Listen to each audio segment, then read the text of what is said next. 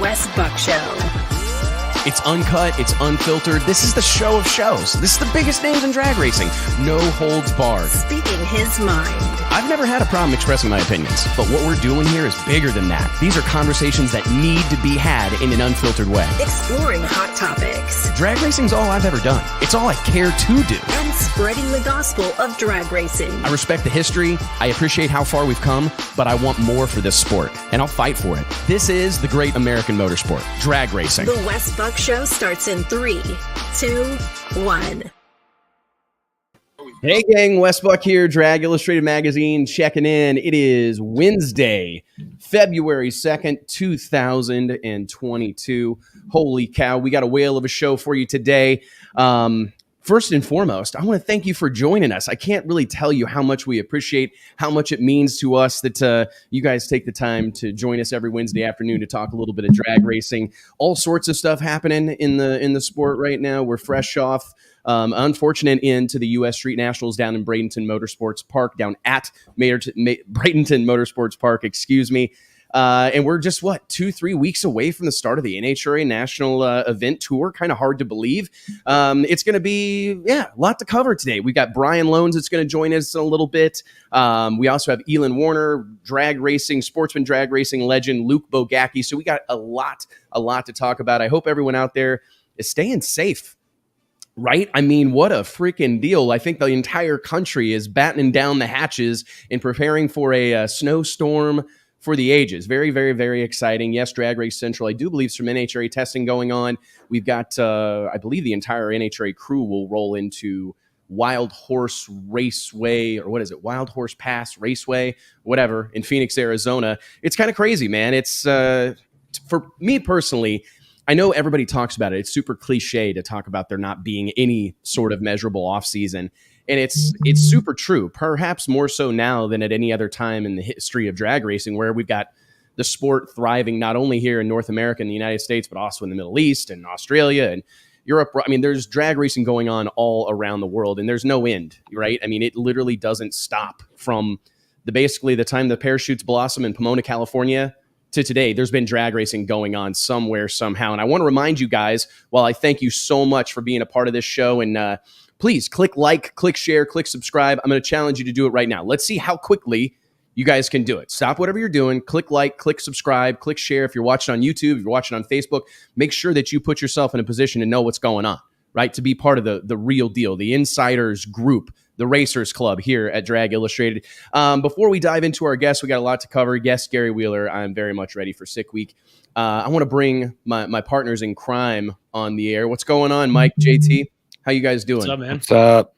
Man, Ready for Sick Week, dude. Are you guys ready? Intro. So, yeah. I mean, should we make a little bit of news here? Like, okay, real quick. And good afternoon, Mama Sue. It's great to have you here. We are all trying to stay safe and warm. JT, you're like looking out the window at 15 inches of snow or something. Yeah, it's awesome. Is it? Yeah. It's kind of crazy, man. They've already canceled they've already canceled school for tomorrow down here in Fort Worth, Texas. They've already canceled school for Friday. I was driving to work this morning and past the grocery store, and there were literally people lined up waiting for their parking spot. Like a 1 hour, buy 1 everything. in, You know, gotta get bread, milk. I felt like I was at the Drag Illustrated party, right? Yeah. I felt like I was at DI After Hours, 1 out, 1 in. Ridiculous. I couldn't believe it, man. It is ridiculous that people go in and like, what do they think, that they're going to be home for like a month? Yeah, I know, right? That's how we roll in the South, man. It really Milk, is. bread, eggs, and this is a new experience for me. A relatively new member of the Team Texas down here. It's weird how freaked out everybody gets about the weather, and I get it because it's all relative. You know what I mean? Like everybody, we grew up with this, right? T, we know. I mean, I used to joke that if you haven't shoveled snow, I don't know that I can really trust you. You know what I mean? Like I don't know that you've really. Wedding. I shoveled snow at Wes's wedding. Like you shoveled everybody ice. was like, I guess we can trust you, Mike. This is just normal, man. And we were in our tuxes. Hey, get out there and do some donuts shoveling in the parking lot. You know, I mean, there's good things about snow too. There are a lot of good things. I mean, not a lot of good things, but there are a few good things. My sleds. I mean, we used to put like car hoods behind vehicles. I did it behind a Kawasaki Bayou. And we put them behind vehicles and like slide around our town, like our small town that we live in here. And like, I mean, it's just the guy that was driving, it'd be like a bonus for him if he could run you into a sign, you know, something like that. it really get up the hospital, and it's great. Yeah, there are. I saw Corey Swanstrom, Big Country, put something on Facebook the other day that I actually screenshotted. I wish I had it in front of me. But he said, I think what he said about warm weather is we can find shade much quicker than we can build a fire. You know, and that's why he lives in Florida. And it's like, man, I'm in on that because it's true. Like I can strip down or get out of the sun a lot easier than I can get a fire started. I don't know. I will always choose warm weather over cold. The other solution to that is to go to Florida. For Sick Week. Let's just do that. So, ladies and gentlemen, I do want to make a couple of brief announcements. We've been promoting this for the last several weeks, the Drag Illustrated Awards. We're very proud of this project. It's something near and dear our hearts. We knew we wanted to do this for years and years and years, but we only announced it, late 2021, and we had intended on going live tomorrow night and doing this show. But between the winter weather advisory that's going on here and across the Midwest and in the South here and on the East Coast, we've and this is a little bit, I wasn't sure if I was going to talk about it or not, but I had tested positive for COVID last week. So then I got sick late last week and over the weekend, and I'm on the mend now, and I feel good, knock on wood. I feel like I'm about 70% back, 75% back. HIPAA violation right there. HIPAA violation right there. Yeah. But I tested positive for COVID, and I was like, we had a team meeting yesterday morning, and it's like, man, the best thing we can do is push this thing back. We're worried about the weather. We want people to be able to enjoy it. We want to be able to make it as big of a deal as we know it can and will be. So we have rescheduled the DI Awards for Wednesday, February 16th, 2022. That's 2 weeks from today. Instead of doing our normal Wednesday show, we will fire it up 6:30 p.m. Wednesday night and roll out the Drag Illustrated Awards. We got a bunch of special guests. It's going to be fantastic. We're very excited about it. We wanted to give it the opportunity to do what it needs to be and be what it is. So anyways, we have officially pushed that back. I forgot to make a graphic. I can maybe bang one out here real quick, but remember that, set your calendar, February 13th, mark it down, right? 16th. February 13th, February 16th, 2 weeks from today. See, that's the COVID thing. You literally have zero recall. Did you have that? Yeah, JT? yeah. Like it just, I mean, at this like, point, I just got COVID all the time. So We just You thought had JT was COVID. normal. Yeah. Oh, it's crazy, man. I missed you guys down in Bradenton too. Missed Vic and the whole gang. We should touch on that. Before we do, we would also like to make it known that the whole crew is rolling down to Bradenton, Florida on Sunday, and we will be there for the start of Sick Week. Kick things off with the party. See, I'm just having a hell of a time. man.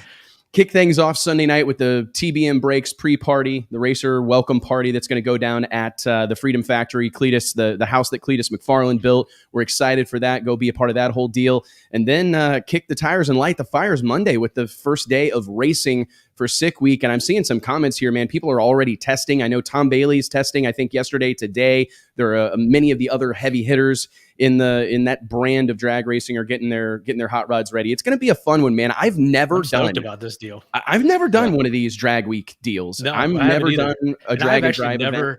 I've Yeah, we never went been to to one. Bradenton. I've I've never done the whole thing. I've been to one. Yeah. This is going to be a good deal, man. I think there's so much hype behind this. They've done a great job promoting it and the build up to it.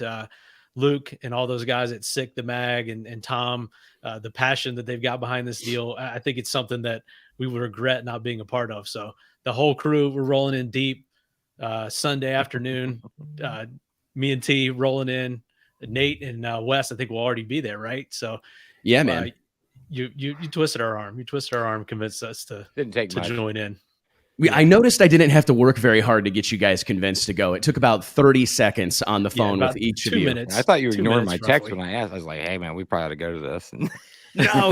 I mean, there's obviously I got sick and there's been so much stuff going on, but I'm with you, Mike. I just think that they've done a fantastic job with this event. They've done a tremendous job building this thing up and getting people fired up and excited. And I'm genuinely thrilled to be a part of it.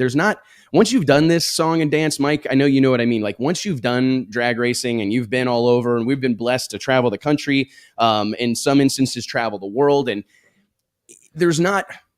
what's it going to take to move the needle with you personally? You know what I mean? What's going to be a new experience, right? When you've seen Drag Stock 3, ADRL Drag Stock 3, and fans pushing the fences over, right, to try to get in the place. When you've seen Jason Scruggs go 380 at 200 miles an hour for the first time in a door slammer. When you've seen, some of these things, Khaled Belushi go 200 at Maple Grove for the first time in a nitrous car in the 8th mile. When you've seen so many of these things happen and you've been a part of these things, it's like, what's going to really get you revved up? What's going to be a new experience? What's going to be a new endeavor? And man, this Sick Week is going to be that. I went on the Hot Rods Power Tour in 2003, and that was touring across, the Midwest at that time, going to car shows.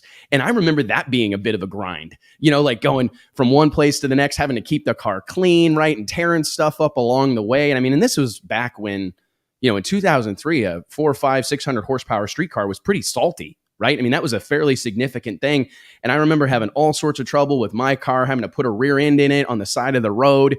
I mean, to take that and then multiply it times going and actually beating your car up and down the drag strip at every venue, I really am genuinely excited for this experience. And I think it's going to be an adventure. That's kind of how we're treating it. The Drag Illustrated team, we're rolling in. We understand that this isn't something that we've done a lot of, relatively new frontier for us at the magazine. We're taking part of the whole deal. We're going to do the party Sunday. We're going to go to Bradenton and that was at like 9 to 3. And then after 3 o'clock, everybody rolls out. We're going to roll out with them, kind of document. Stay tuned to our personal pages, the DI page. I think we're going to go live and try to document some of the traveling from Bradenton to Orlando and just catch some of that behind the scenes stuff. I intend to bring back our old school selfie interviews. For me, the most exciting thing about this particular event is being exposed to a new group of people, right? Because drag racing, every one of these events kind of has its own community. I think of the PDRA. It exists almost as a community or a club as much as a racing series, right? Yep. Donald Long's events, same thing. It's more of a community and a club than a series of events or a single event. The NHRA is much the same. I remember Brett Kepner one time telling me, famed drag racing historian, statistician, legendary announcer as well. He told me one time what people miss about the NHRA is that they have made each one of those events more than a race. It's a can't miss social happening, right? It's the ultimate neighborhood barbecue. And I think that each one of these events and series and whatnot basically turn into their own little community, right? Their own little neighborhood. And oftentimes that neighborhood travels, but this is a whole new neighborhood. This is a neighborhood we've never been to or haven't been to much. So I'm genuinely excited about it. As Murder Tundra pointed out, it was, I think in 2016 or 17 that we went to Gateway Motorsports Park, Worldwide Technology Raceway, now outside of St. Louis, right there across the Mississippi River from downtown St. Louis. And we took in one single day of Hot Rod Drag Week, but we have never done the full pull, so to speak. So our plan is to join the party Sunday afternoon, be there for the kickoff and all of that, and then follow along, man. I mean, again, it's been a long time since there's been something new, right? Something that's a first time experience. And hopefully this becomes something of a tradition. That's what I'm sensing in this already, is it's all the adventure and it's all it has as much to do with the hotel and the drive and the gas stations and the checkpoints and the course you take as it does whatever happens on the racetrack. That's what separates it. And that's the part that we haven't been a part of as much because we go to traditional drag races. So I'm excited about that. And what did Tom tell you on the phone the other day about the adventure, or about, letting this be an adventure or something? He had a great quote. Yeah, he did. I mean, I'm just paraphrasing our conversation, but like letting it be an adventure, allowing it the room to be that. It's not an event, from what I understand, that's going to really operate within the confines of what we're used to. You know what I mean? Like it's a much different deal. And I'm excited for that adventure aspect of it, because I think this is something that we can all attest to. If you've done any sort of drag racing, done any sort of traveling, going beyond even your local racetrack, I mean, it can happen, but it is an adventure, and I find that extremely interesting. JT, it's an adventure. We know that's right. It's all about the journey, not the destination, right? That's right. We should make that. That should be a saying. No, I'm just saying. Yeah, I know, it was a joke. It was a joke. Yeah. No. Now you should get those put on T-shirts, like the first of many words from the wise, right? With JT Hudson. Yeah, they just spell those them would wrong, be big sellers. like I do when I'm leaving the bar. All my texts, right? Mike was just informing me of that after the Chiefs lost. My texts were just you had a whole new form of English after the Chiefs lost. Yeah, that was a rough weekend for you, buddy. I apologize, man. Oh, it's fine. Hey, good year. Yeah, good year. I'm impressed with your ability to take those type of things in stride. Hey, man, I never thought they'd ever win a Super Bowl, much less like 4 AFC Championship appearances and make it to 2 Super Bowls. I'm pretty thrilled. I I remember when we won 2 games in one season, you know, like Right. or when, So let's say you exchange or a when you have pace. to just leave the house because your dad was so pissed off because it lost and done so bad. You know, you're like, well, it's like we're spending Sunday afternoon outside, kids. Oh man, I mean, it's if you think about it, there was like what 2.5 decades of misery for Oh, yeah. pretty much everybody that was a Chiefs fan. So yeah, I guess it's easy to find some solace or like a silver lining to losing that game Sunday afternoon. yeah. But seriously, guys, I'm what's the word? Intrigued by what we're about to see next week. What do you guys think that you're most excited about? Mike, I'll start with you. If there was a singular part of this whole thing that you were excited to see unfold or that you look forward to witnessing, what would it be? I think just seeing how it's presented and how it's relayed to the masses, the media aspect of it. I think they've done a great job with that already. And I think they've got some real talent behind this deal and some big names, some influencers and stuff, just to see how that moves the needle for this event. Cletus, everybody else that's involved in the party, and a lot of the people that we've nominated at the DI Awards for social media influencer, Alex Taylor, the likes. So it's that to me is always, and I mean, we're biased because we're involved in that and we judge that, but that's what I'd like to see what's done differently on the promotional and media aspect of it. The racing is going to be fantastic. Some of these cars that we've seen, these badass Tom Bailey with SICK 2.0 is coming back out, and just like you said, doing this deal with such high horsepower cars and the endurance to go from track to track. They're doing a beachfront drive. I mean, stuff like that is, to me, what I'm excited to see. T, what about you, man? I mean, I want to see the thrash, everybody thrashing on shit and rolling through places and seeing everybody's reaction. Just seeing everybody like pull over and help. Yeah, that is a good point. I mean, and no shit, like just seeing everybody on the interstates, you know, like I'm telling you, God, I've had that you know, experience on Power Tour. There was this way back when I remember looking up in the rearview mirror of my 1995 Pontiac Firebird that had 5,218 original miles on it, a real 1LE car. This is like my prized possession for a long time until my brother stole it and totaled it. But anyways, long story. We'll tell that story another time. But I remember driving down the road, put the car in 6th gear, you're cruising along, and I looked in my rearview mirror, and as far as I could see were cool cars. Now, I think all the cool photos from those events as drag racing, drag cars, but like literally, as far as I could see, were cars, and it felt special and felt significant just to be a part of it, right? Like just to be a part of that was still a highlight of my life. Right? I mean, it was still a moment that you felt like you were part of something special. You did something that was unique. And that's probably what I'm the most excited about is the between tracks action, right? Yeah, being a part of that caravan, being a part of that convoy of horsepower and hot rods, seeing these guys lend a hand and work together. It's going to be a lot of fun. Some kid that's in the backseat of his parents' car and sees all these drag cars gets passed by a 5,000 horsepower Pro Mod Camaro. Someone's interest to do it in the future, you know. I mean, really, like you're. It's very rarely are you going to see something like this. Really, let's face it. You know. Yeah, we haven't seen totally, guys, how much media is going to come from this. To your point, Mike, they've done a freaking awesome job. I think we got to tip our hat. I think the entire sport should tip their hats collectively to Tom Bailey, Luke Nyhoff, everybody involved with this deal, because they really have done a tremendous job. I mean, from the logo itself to the magazine, the way they've got Tom Bailey's car wrapped for this particular event. Everything they've done, the Facebook group, they've done a fantastic job. I am anxious to see how it actually is covered and reported on and talked about as it happens and afterwards. But I'm going to be really laser focused on the experience, because I'm just seeing this more and more and more experience-based marketing, where companies are getting behind events more so than ever. They're hosting their own events more so than ever. Here in the publishing industry, we see it all over, right? I mean, Forbes, Wired Magazine, Fast Company, Entrepreneur Magazine, Maxim, every successful media outlet is making this move, or at least a strong push towards putting on events, right? I mean, we embarked on that embarked on that journey ourselves many years ago, with, of course, the Drag Illustrated After Hours party in Indianapolis, as well as the 30 Under 30, as well as the World Series of Pro Mod and the World Door Slammer Nationals. We recognized and have dived into that event space. but I'm just really curious to see how the efforts that are taken to create a powerful, memorable experience for the people that go on this event. Because again, I don't think it can be talked about enough.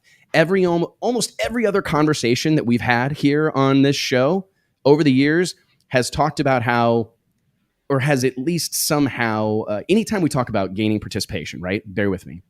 We talk about paying more money, right? NHRA Top Fuel needs to pay more money. That would fix that problem. NHRA Pro Mod, they need to pay more money. Everybody needs to pay more money. But here's probably the hottest property early in 2022 in drag racing, where, to the best of my knowledge, there's like very little purse money up for grabs. That's not the driving force. So it's more about the experience. It's more about the community. It's more about the camaraderie. And I guess I'm going into it looking to learn.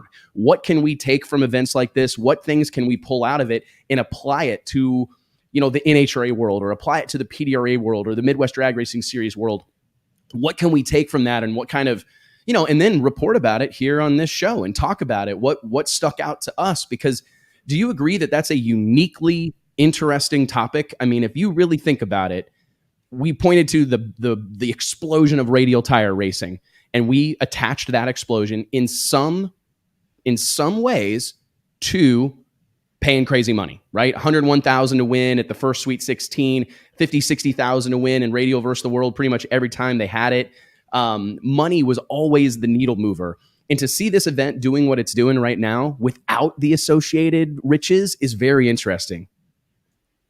Yeah, it seems like it's one or the other, right? I mean, it seems like you got to pay the money or provide the experience. But like in the radial racing case, it's like, it was an experience for the fans.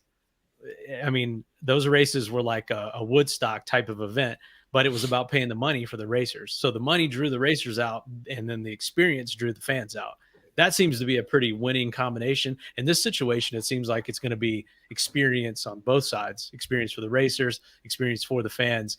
It seems like you got to have some combination of both. I mean, money doesn't solve all the issues. And I really, I'd rather see more things go this direction of experience rather than paying money, because experience is like an intangible. It's not a commodity. It's something that you can create. I mean, it's something that's kind of like magic in a bottle, to where the first experience or the biggest experience you're not going to be able to recreate, but it's something that you can use your creativity and sort of reinvent over time. Money just seems to accelerate the demise of these classes and of these things.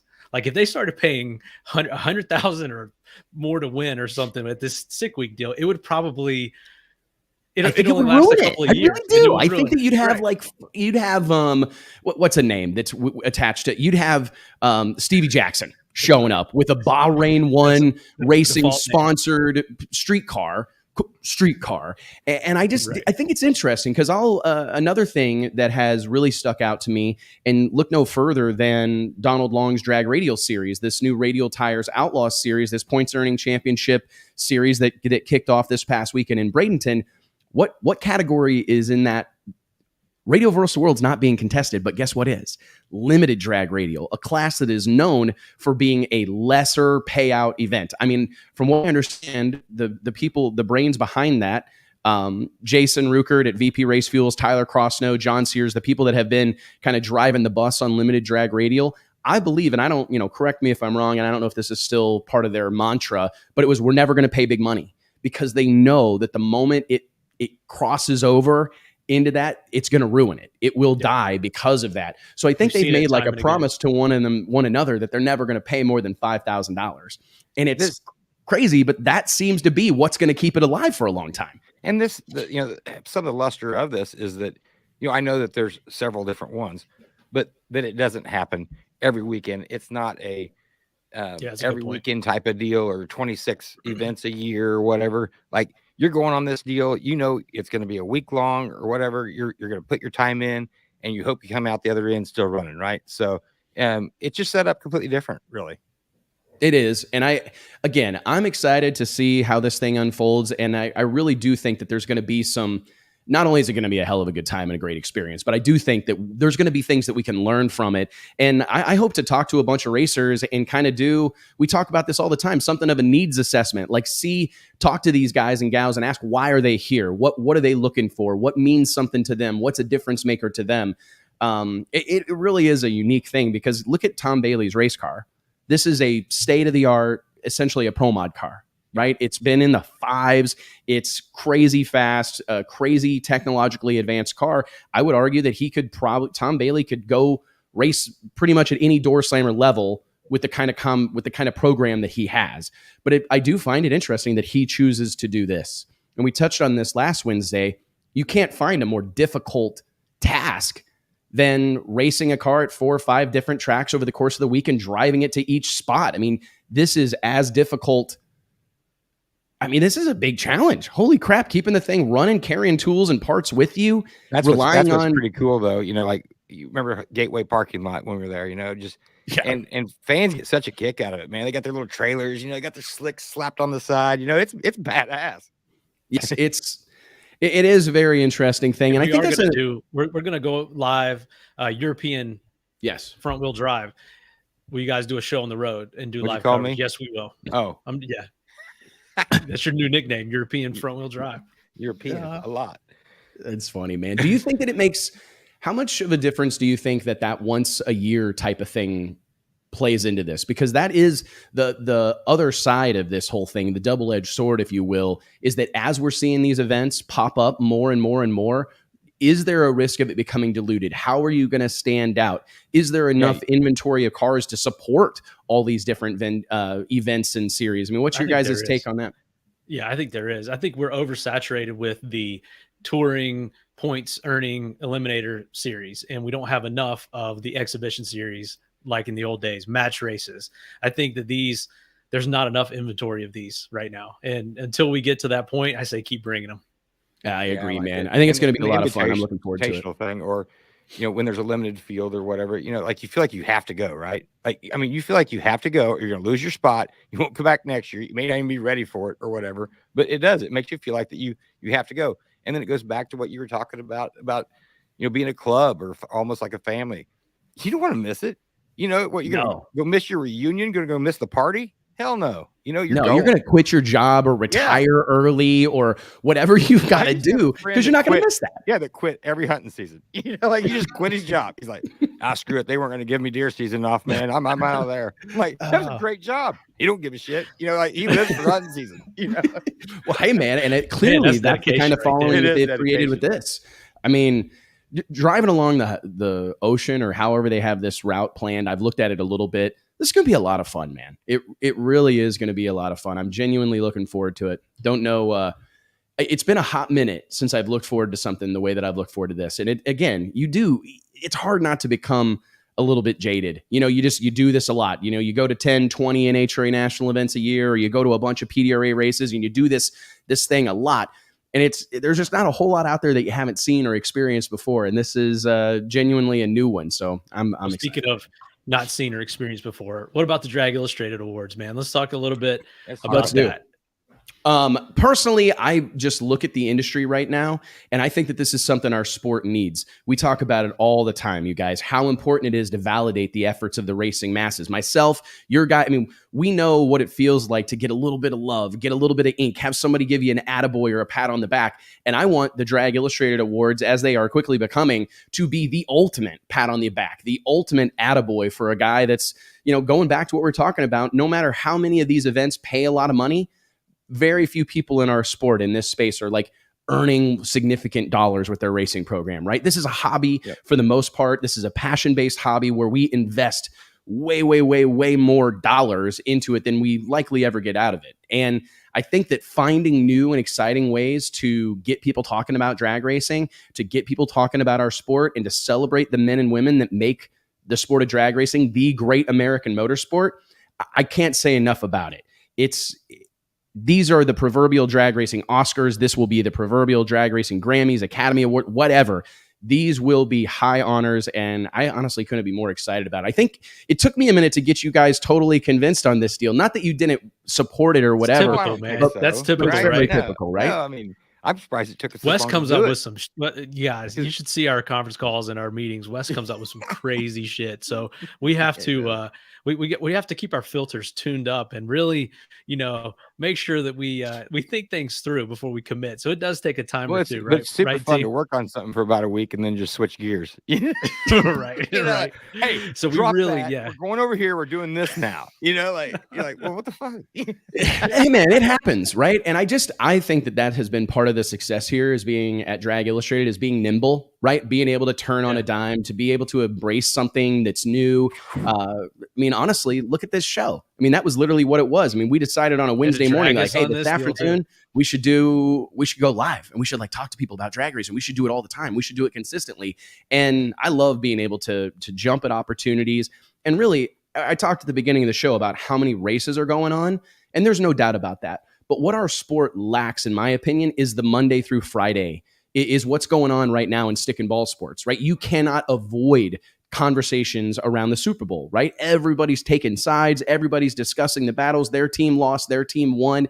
Having all that content, which is the buzzword of the last couple of years, having all that content, that's why those guys are able to make millions of dollars. That's why coaches make millions of dollars. That's why these stadiums sell out and these TV shows get content. It's all about the content, right? And I heard this morning on the Pat McAfee show that I think something like 60 million people were watching the Chiefs game at one point. Yeah, 60 they said that million people? yesterday. Yeah, they all texted me too. Yeah. 60 million people watching something simultaneously is really hard to wrap your head around. And we looked at a list a couple of weeks ago where most of the most watched things that happened in 2021 on network or cable television were football games. Yeah. It was the presidential, by far. The election stuff, whatever, a handful of other things. But out of the list, almost all of them were football shows, and it was football games, a large margin. A large margin. And do you not agree that all that Monday through Friday programming is what's driving the bus on that? Creating conversation around it, creating content around it, creating controversy around it. This is a big deal, man. And drag racing needs more of it. Don't you think that's what the DI Awards, that's what this deal is designed to be, more so than anything else? Fodder for conversation, right? Yeah, we recognize that not everybody's going to agree with the picks. Not everybody's going to, we identify something as pass of the year. I think you could ask every drag racer that made a pass in 2021 and they would tell you they made the pass of the year, right? Yeah, you know what I mean? Everybody thinks they made the pass of 2021, 100%. but we're going to identify who actually did. Yeah. We're going to identify. And these people deserve something like this as well. We've talked about that. There's not enough stuff like this that goes. Well, there's nothing like this, really, right? Not at this point. There's just we obviously have the International Motorsports Hall of Fame. Banquet, man. But something, for the whole sport to get behind. Kevin Stevenson here with a great comment. Hopefully one day it'll turn into a live award show, and that's honestly where we want this deal to go. A live award show. It will be a live. We're going to have a lot of guests. Show. Yeah, we're going to have a lot of guests. Actually, I'm flying to Fort Worth. Me and Wes are going to do it live in studio, whatever you want to call it, from the same location. And we do hope to get several of the nominees, winners live, joining us live. We're going to get as much of that as we can, whether it be audio or video. So a little bit of both. We're doing our best. We're doing our best. I think we're going to surprise people with the production level on this first go round. I really do. And I think that's typically what we like to do, is surprise people.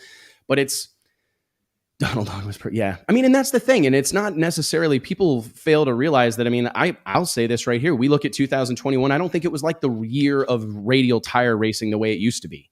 You know what I mean? The last several years, radial tire racing dominated the headlines. It was all the talk. A year that, it comes back around or whatever. Absolutely. And it might be this no year. Reason at that point that Donald won't be on the list, but there were a lot of strong nominees this year.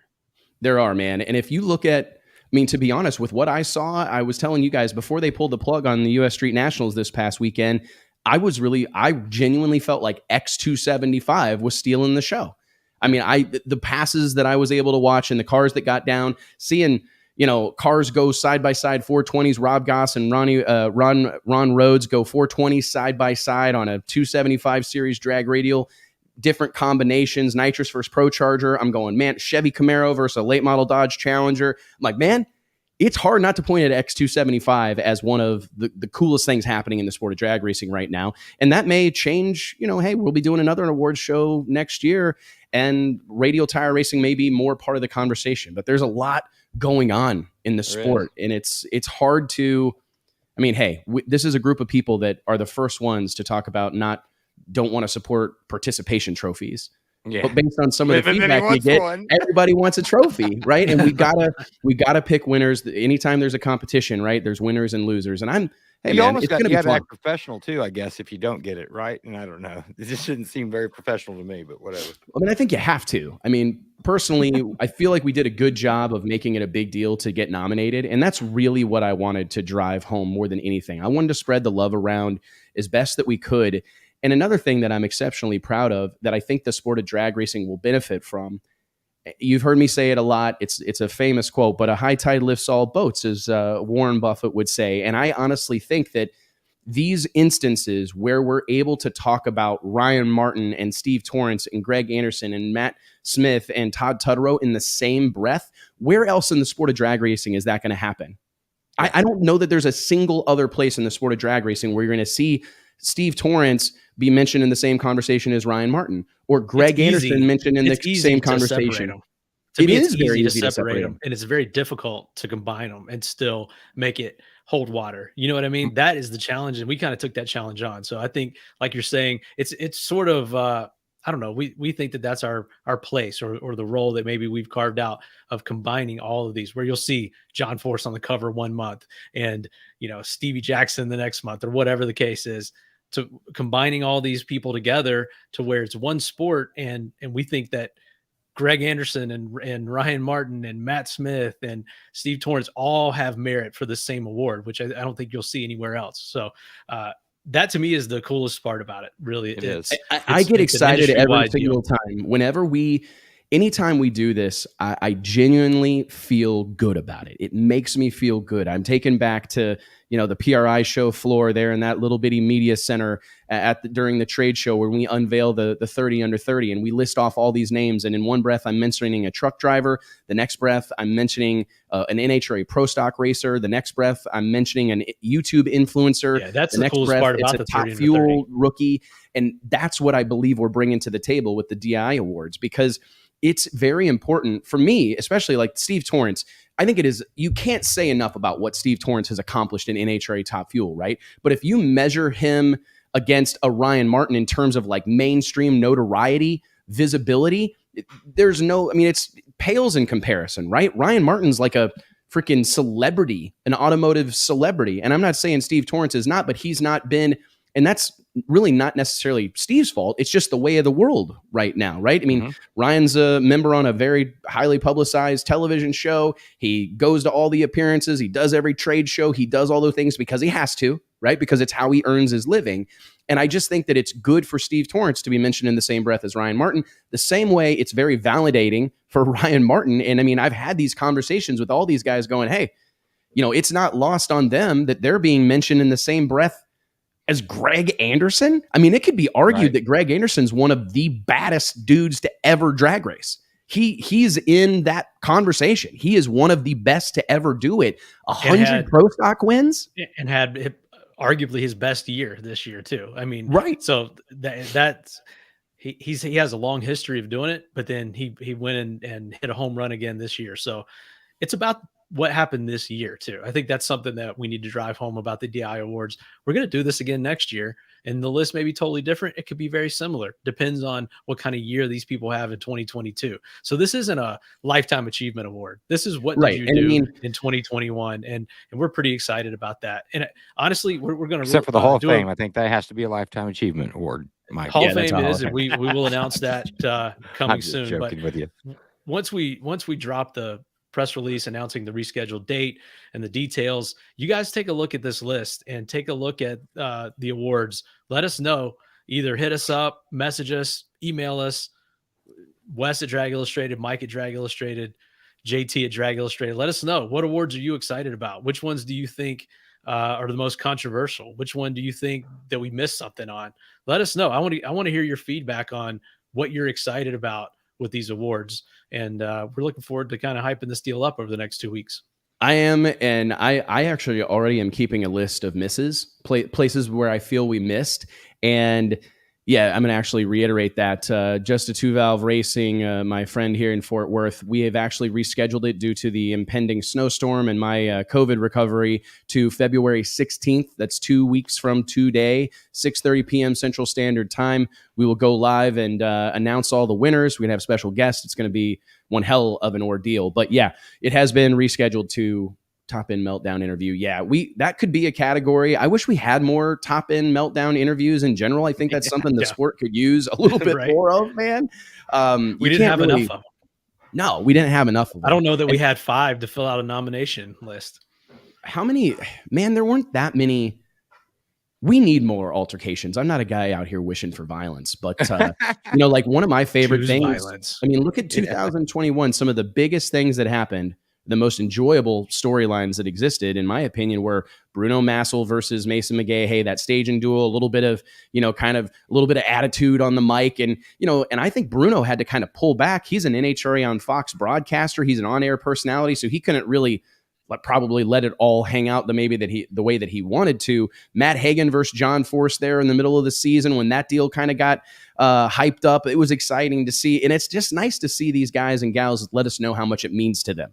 We have to just stand up there. Genuinely want. We have to win. stand up there when they get out of their cars. We'll be like, finish them. just see if we get something going. It's man, the gentlemanly nature of drag racing. It's something that I've had a lot of conversations with people about, especially people from the TV world, is that, man, this is such a great group of people. And it's such a humble, conservative, kind of straight-laced group of people for the most part, that I think sometimes we aren't, we're almost too polished for our own good. I really think that's the power behind Street Outlaws. That was the power behind Pinks before that was a group of racers that were still, it was before the professionalism, right? Before the corporate sponsors. And it's a different world. And I think that's why it's so intoxicating. I was literally writing a story this morning about one of our Hall of Fame inductees that will be announced on the 13th. 16th. The 16th. I keep saying that. On the 16th. Sorry. Man, people all messed up on this I day. know, my geez. Oh my gosh. Drag racing's roots are in black leather jackets, outlaws, right? I mean, this is a group of people. Our beginnings are in badassery, right? That's where drag racing came from. The outlaws up and down the streets of Southern California. And I do think sometimes we have this ongoing identity crisis where we want to be corporate. We want to be the biggest show in town. But I think the way we get there is by letting it all hang out, right? Like letting our heart on our shirt sleeves. But look at NASCAR. They went fully corporate, buttoned up, and lost their whole identity, fan base, and they're working to reverse course on that now. I feel like, and try to get it back. But the badass days of NASCAR that built that sport were the Outlaws, the Rubbins of racing, and wreck your way to the front, whatever it took, and love them or hate them. That's what built that sport, and that's what built our sport too. And we've lost that. And both sports run on money. Unfortunately, all racing runs on money. So it takes sort of like working in conjunction with the sponsor. Like the sponsor knows that is the root of the sport, or that's the nature of it, and they embrace it rather than we're not going to come in unless you clean this up. I think that's where it's most successful. Swanstrom talked about that, how he doesn't necessarily go after sponsors, and the ones that he does, he's like, hey, have you seen my social media? Yep. You know who I am? All right. If we get that out of the way and you still want to sponsor me, all right, let's do it. But I'm not going to change what I'm doing to accept your sponsorship. And I think that's honestly something that we're going to have to see more of. Yeah, and that's what's worked for him. You know, like he's went in and stirred the pot every day, consistently. And, he talks back with fans and whoever else. So, I mean, it's worked for him, and he'd be a fool to go away from it at this point, I think. I mean, I tend to agree. And I think what it boils down to is just authenticity, being your authentic self. And if your authentic self is prim and proper and buttoned up, it'll play. it'll work. Right. That Right. works. I mean, Yeah. if that's who your character is, That relates to someone out there. a million Yeah. percent, right? Yeah. I mean, I honestly, there are several people in the racing industry or whatever that I think back through the years, and they would, they sold that very well, Well, right? you have to have the contrast too. If you've got the Yes. contrast between Mr. Buttoned Up and Mr. Outlaw, that's what creates that spark. If everybody's the same, you lose that, So it takes the contrast, takes the black and the white. Yeah, I tend to agree. And ladies and gentlemen, we have one of our first guests of the day joining us in the green room right now. We'll be bringing him on in just a few minutes, and it'll be interesting to get his perspective as someone who has won a tremendous amount of money drag racing, to kind of talk about how much the validation, how much a little bit of name and lights, seeing your name on the marquee, still means to someone who is earning significant money in the sport of drag racing. I want to touch real quick, guys, before we kind of completely switch gears. Huge shout out to all the racers that made the tow down to Bradenton Motorsports Park for the U.S. sure. Street Nationals. Massive turnout of racers. I think we were all gearing up for what could have been, I believe, one of the races of the year, perhaps one of the greatest pro mod races of all time. When you looked at that entry list, 60 cars, a who's who, if you will, of pro mod legends, fresh faces, a few, but a whole lot of heavy hitters all in one location for a no holds barred shootout. And I hated to see the weather get the best of it. Huge shout out to Victor Alvarez, Jimmy Bradshaw, Tyler Crossnow, Wade Rich, who's on the mend from COVID himself, that whole group down there for doing their best to fight through. I've had a lot of conversations over the course of the last couple of days, and just a kind of a perfect storm of bad things that really halted that event, stopped it in its tracks. I mean, whether a couple of days of rain, unseasonably cold weather, just a really, really tough deal. But I was glad personally, as Al Tucci would say, safety users are never losers. I think it was a great decision to be made. It's unfortunate, and nobody's happy when a race gets canceled, I don't think.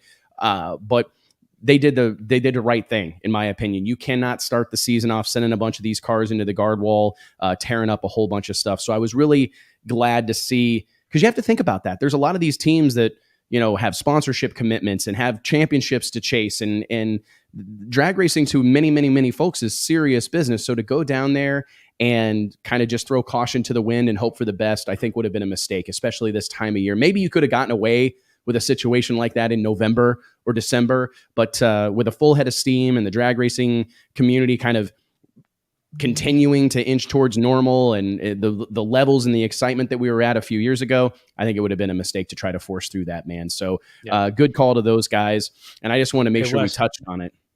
We better pay some bills before we bring on our first guest. Yes, we absolutely should. Ladies and gentlemen, I want to remind you that each and every episode of the Wes Buck Show is brought to you in part by our friends at, I'm going to pull up my next script, Redline Synthetic Oils. Redline has a reputation with racers and hardcore enthusiasts for creating products that perform and protect better than any on the market, and they've been doing it since 1979. Whether it's your race car, your tow rig, your motorcycle, or your lawnmower, when you think about lubricants, you need to think about our friends at Redline. For more information, log on to redlineoil.com. These guys joined the team early in 2022. We're super excited to have them. It's unbelievable, to be honest, Mike, JT, to have people that share our vision and share our passion for the sport of drag racing and want to see us do more and more and more of this stuff. Sure. So huge shout out to those guys, all of our sponsors, Elite HP, Stroud Safety, Tommy Cunningham in the game there in Oklahoma City. I'm going to get to hang out with Tommy here in a couple of weeks. I'm excited when I'm going to go down to Frank Holly's drag racing school in March. And I believe Tommy's going to come with me and hang out, just go as a buddy. Tommy and I have kind of become fast friends. It's funny and how that happens. Good dude, but I'm good people. Yeah, fantastic group of people. And I also want to, of course, highlight our friends at Flow Racing. I can't say enough about what they're doing in our sport. It really is an amazing thing to be able to log on to a website or pull up an app on my iPhone or my iPad and watch live drag racing in the middle of the day in the snow or whatever. And yeah, Brian VNT 90 is huge news at a Redline. They also took ownership of took over title right sponsorship of the National Muscle Car Association, the NMCA's tour in 2022, presented by Redline Oils. It's a huge, huge acquisition for that brand. And I think something that we talk about this a lot, but it's true. The NMCA definitely does not something of an unsung hero in our sport. Consistency, professionalism, competition, safety, everything that you're looking for in a sanctioning body, the NMCA doles out in spades, man. So I'm glad to see that relationship forged here for 2023. Erman Hussein, did I watch Cadillac Attack? I saw a handful of videos down there from Orlando, but I did not get to follow along with the event in its entirety, man. But without further ado, let's bring our first guest of the day. I want to talk a little bit about the DI Awards, everything he's got going on in the sport of drag racing. Ladies and gentlemen, the one and only living legend, Luke Bogacki. Luke, what's going on, buddy? What's up, Luke? Oh, he's muted. It's muted. I can't hear you, Luke. Hold on. JT, you might have to. Uh-oh, we lost him for a second. That's okay. We'll have him back in just a second. He's He'll come back. Yep. Hey, thanks, Did you Mark. watch? I appreciate you, man. Did you watch Pat McAfee yesterday, where they had a caller and he was like, "Hey, Pat, can you hear me?" And they just they jacked with him for like a half hour. Yeah, they just freeze him out and just like don't even answer, and he just keeps going, "Can you hear me? Can you hear me?" Can you hear us now, Luke? Oh, he can't, but we can't hear him. Hmm. Edit mic settings here. Let me see if I can handle it on my end. We could do the whole thing signing or just do you know sign language, Luke? Do you I want know it a little bit. Grab a legal pad and a Sharpie. This won't We've done take it before. long. We've done it before. We'll do one-word answers. I'll do one-word questions. You just nod or shake your head. Yeah, Wes, they finished filming America's List. Yes, I saw that. Yeah. Oh, there he is. We got you. So I got this fancy microphone that I cannot get to work. So you guys got my crappy internal speaker. So hopefully it sounds all right. Still sounds You okay. sound pretty good, man. Yeah. Hey, dude, we've been on some bumpy roads here technology-wise. So this is still a big step in the right direction. Man, Luke, thank you so much for joining us. Appreciate it a lot. And one of the things that's there's a ton to talk about with you, Luke. You have your hands in a lot of different things. You guys are forward thinking. Your group at thisisbracketracing.com, your events, everything you do is done spectacularly. And I just wanted to touch a little bit. We, as you well know, you were nominated for our Drag Illustrated Sportsman Racer of the Year award. And I just want to talk a little bit about just that little bit of validation. And I'm not saying it's just us at Drag Illustrated. It's across the board. National Dragster, Competition Plus, Fox, all these different media outlets contribute to that. But as someone who's done a whole lot of winning and made a lot of money drag racing, Luke, can you just touch on it a little bit, what that little bit of validation? I mean, it's not necessarily attached to a ton of money or some big Happy Gilmore check, but what does that validation mean to a racer such as yourself? Yeah, no, I mean, first and foremost, man, thank you guys for having me here today, and obviously humbled and honored to receive that nomination. And yeah, man, to your point, like you would think you would reach a point in whatever it is that you're pursuing where outside recognition you just kind of shrug that off and it doesn't mean as much. Like I haven't gotten to that point. Things like this, it's special to feel recognized, to feel validated.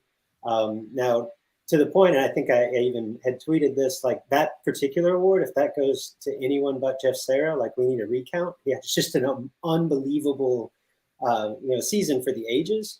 But to be, out of thousands of sportsman racers across the country, to make the list of 5 nominees, that's a huge honor. And yeah, it makes me feel great. Well, good, man. And that's what we were going for, to be honest. We wanted it to be something where, again, are you getting $50 million? No, but you're being recognized for your contributions to the sport. You're being recognized for your accomplishments. And I appreciate the words, man. We've talked a lot. This is one of the biggest challenges with stuff like this. And I can see the reason people don't do it. Right? I mean, I can totally see the reason people, media outlets especially, avoid awards, avoid things like this because it's so controversial. You have all these different opinions. You're never going to appease everybody. But it was our sincere hope to honor as many people as we could with those nominations, ultimately choose a winner. But no small task, man. It's been, and it's tough because you're going to hear about it, right? You're going to hear something or somebody's not going to be happy.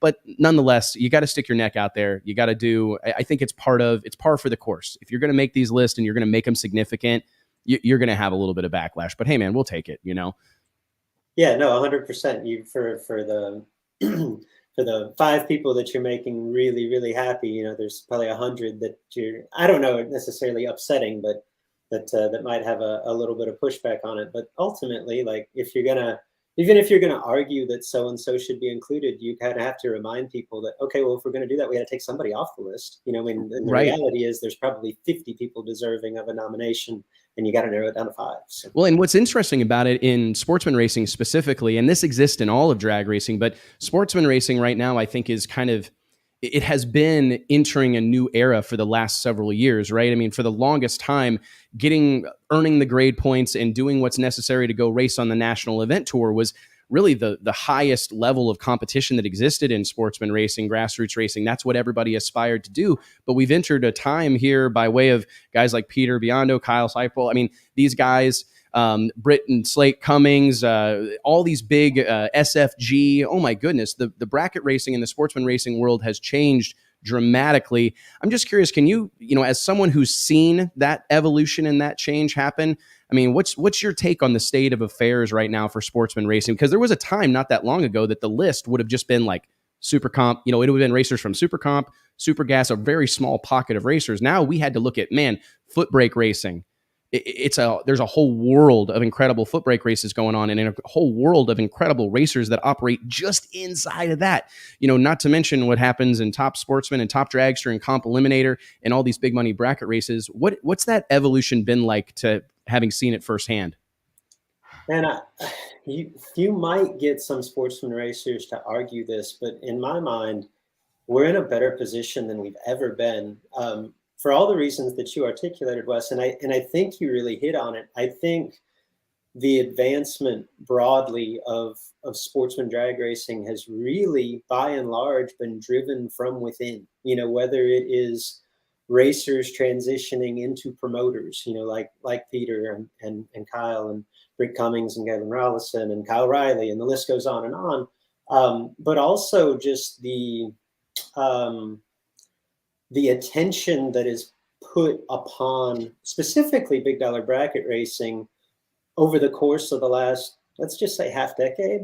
I mean, it dwarfs any set of eyeballs that we've had. And granted, that largely comes from within that community. But whether it's the advent or the growing popularity of the live feeds, the social media in general, and racers and promoters being willing to pump their brand a little bit, and bang their own drum. I just feel like it's garnered so much more attention, again, probably to this point, exclusive to the racing community. But that's a racing community that by and large kind of looked down their noses at sportsman racing, and specifically big dollar bracket racing, for my entire career. And I feel like it's become so much more accepted, mainstream, popular, whatever term you want to use. And I think that's good, not just for the big dollar bracket racers. Like, I think it's good for sportsman drag racing as a whole. I'm curious what your take on this is, because one of the issues that I had as we were fleshing out our categories that we were going to have for the DI Awards, and I want to remind everybody again, that's going down live Wednesday, February 16th, 2 weeks from today, 6:30 p.m. Central Standard Time. We have had to push that back 2 weeks to get around this weather and my little bit of COVID recovery here. But I'm curious, one of the things, and I actually felt a little bit bad about this, Luke, was I wondered if we were making a mistake by identifying a sportsman racer of the year, because I wondered if we would be doing a better thing or a bigger service to the sport of drag racing. And I'm just being 100% transparent here because it's fun to talk about. But I thought to myself, man, Jeff Serra, Luke Bogacki, these guys, Tyler Bohanna, everybody that was nominated, should we have been... Did we accomplish what I wanted to accomplish by not talking about those guys in the same breath as Greg Anderson, Ryan Martin, Steve Torrance? Because to your point, I mean, it's really difficult to identify some of those, actually multitude of people in that realm right now as sportsman racers. Because, if you just look at dollars and cents, if you just look at some of the pomp and circumstance, I mean, with Biondo out there in Las Vegas, it's showgirls and a limo ride and the big checks and the whole bit, and Galen and Britt putting up a guaranteed $1 million. And every time I turn around, SFG's putting on a $200,000, $300,000, $400,000 race. I thought to myself, man, I wonder if these guys actually, as we move forward, that may be something that we have to examine. Do you take offense to the term sportsman racer?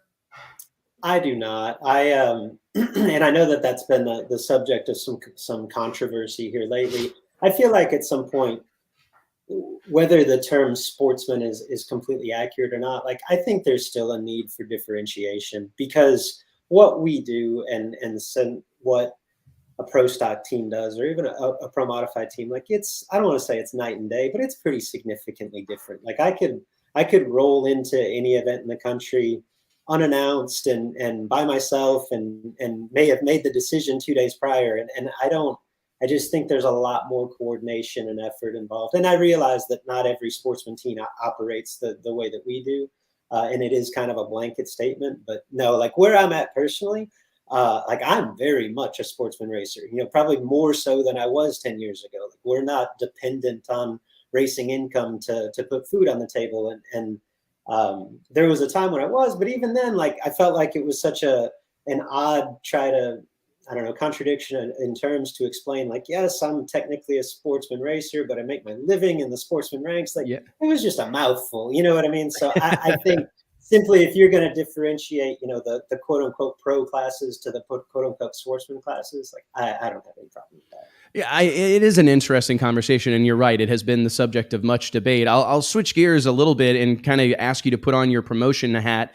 We've had a lot of discussions about event promotion and all these different things over the course of the years, Luke. But one of the things we were talking about at the beginning of the show is the Drag Illustrated team. We're headed out for our first time on Sick Week, which next week, which is a drag and drive, the newest, latest, greatest drag and drive event taking place largely in Florida next week. We're genuinely excited about it. But one of the things that we've kind of taken from the excitement around that particular event is that there's not a bunch of money involved. It's not a matter of racing for millions of dollars or tens or hundreds of thousands of dollars. It's more about the experience. It's more about the adventure. As someone who's put on events yourself and leaned heavily into the experiential thing and making it fun and unique, but also have won the big one, raced for millions of dollars. How important do you think it is, Luke, to create that atmosphere, that unique atmosphere or a memorable experience, and how would you weight it against the money? Because this is kind of proof right here that it's not necessarily one or the other, right?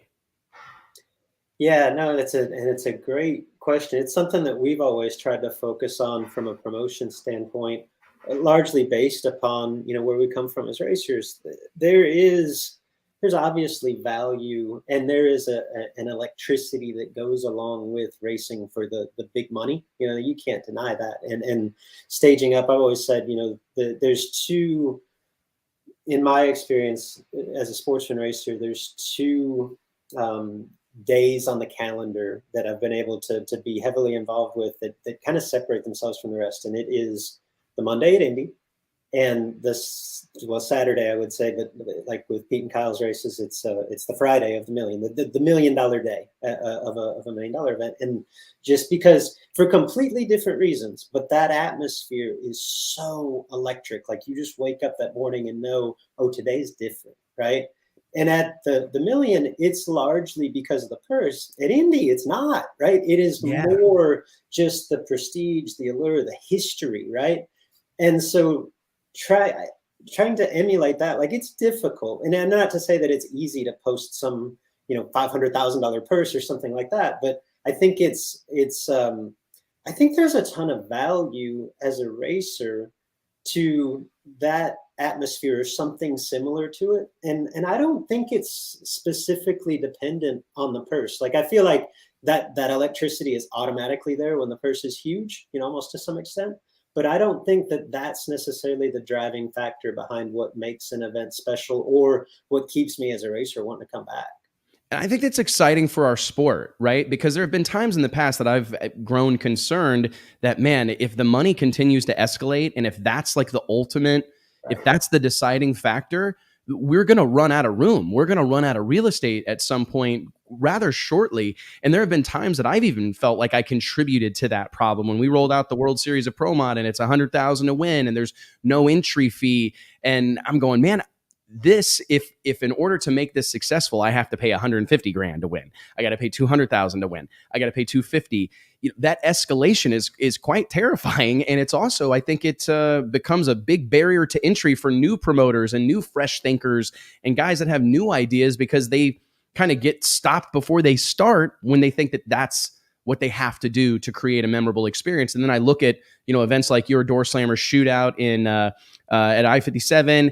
Events like that where it's more, well, it's as much about a burnout contest or a wheelie contest or free ice cream at the base of the tower as it is racing for big money. And I just think that it's maybe a great thing that we should celebrate more as a sport, these events where the experience and kind of doing it for all the right reasons is front and center. I mean, I've joked in the past that anytime anybody asks me about what the NHRA should do different, which is, I think, almost every racer's favorite conversation, right?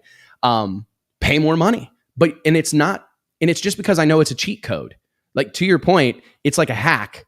It's a shortcut toward pomp and circus, all the celebration and all the excitement, because, man, the money ratchets up the intensity. But I do think it's cool that some of the events, and there are new events popping up that aren't focused on the money, that aren't all about the money.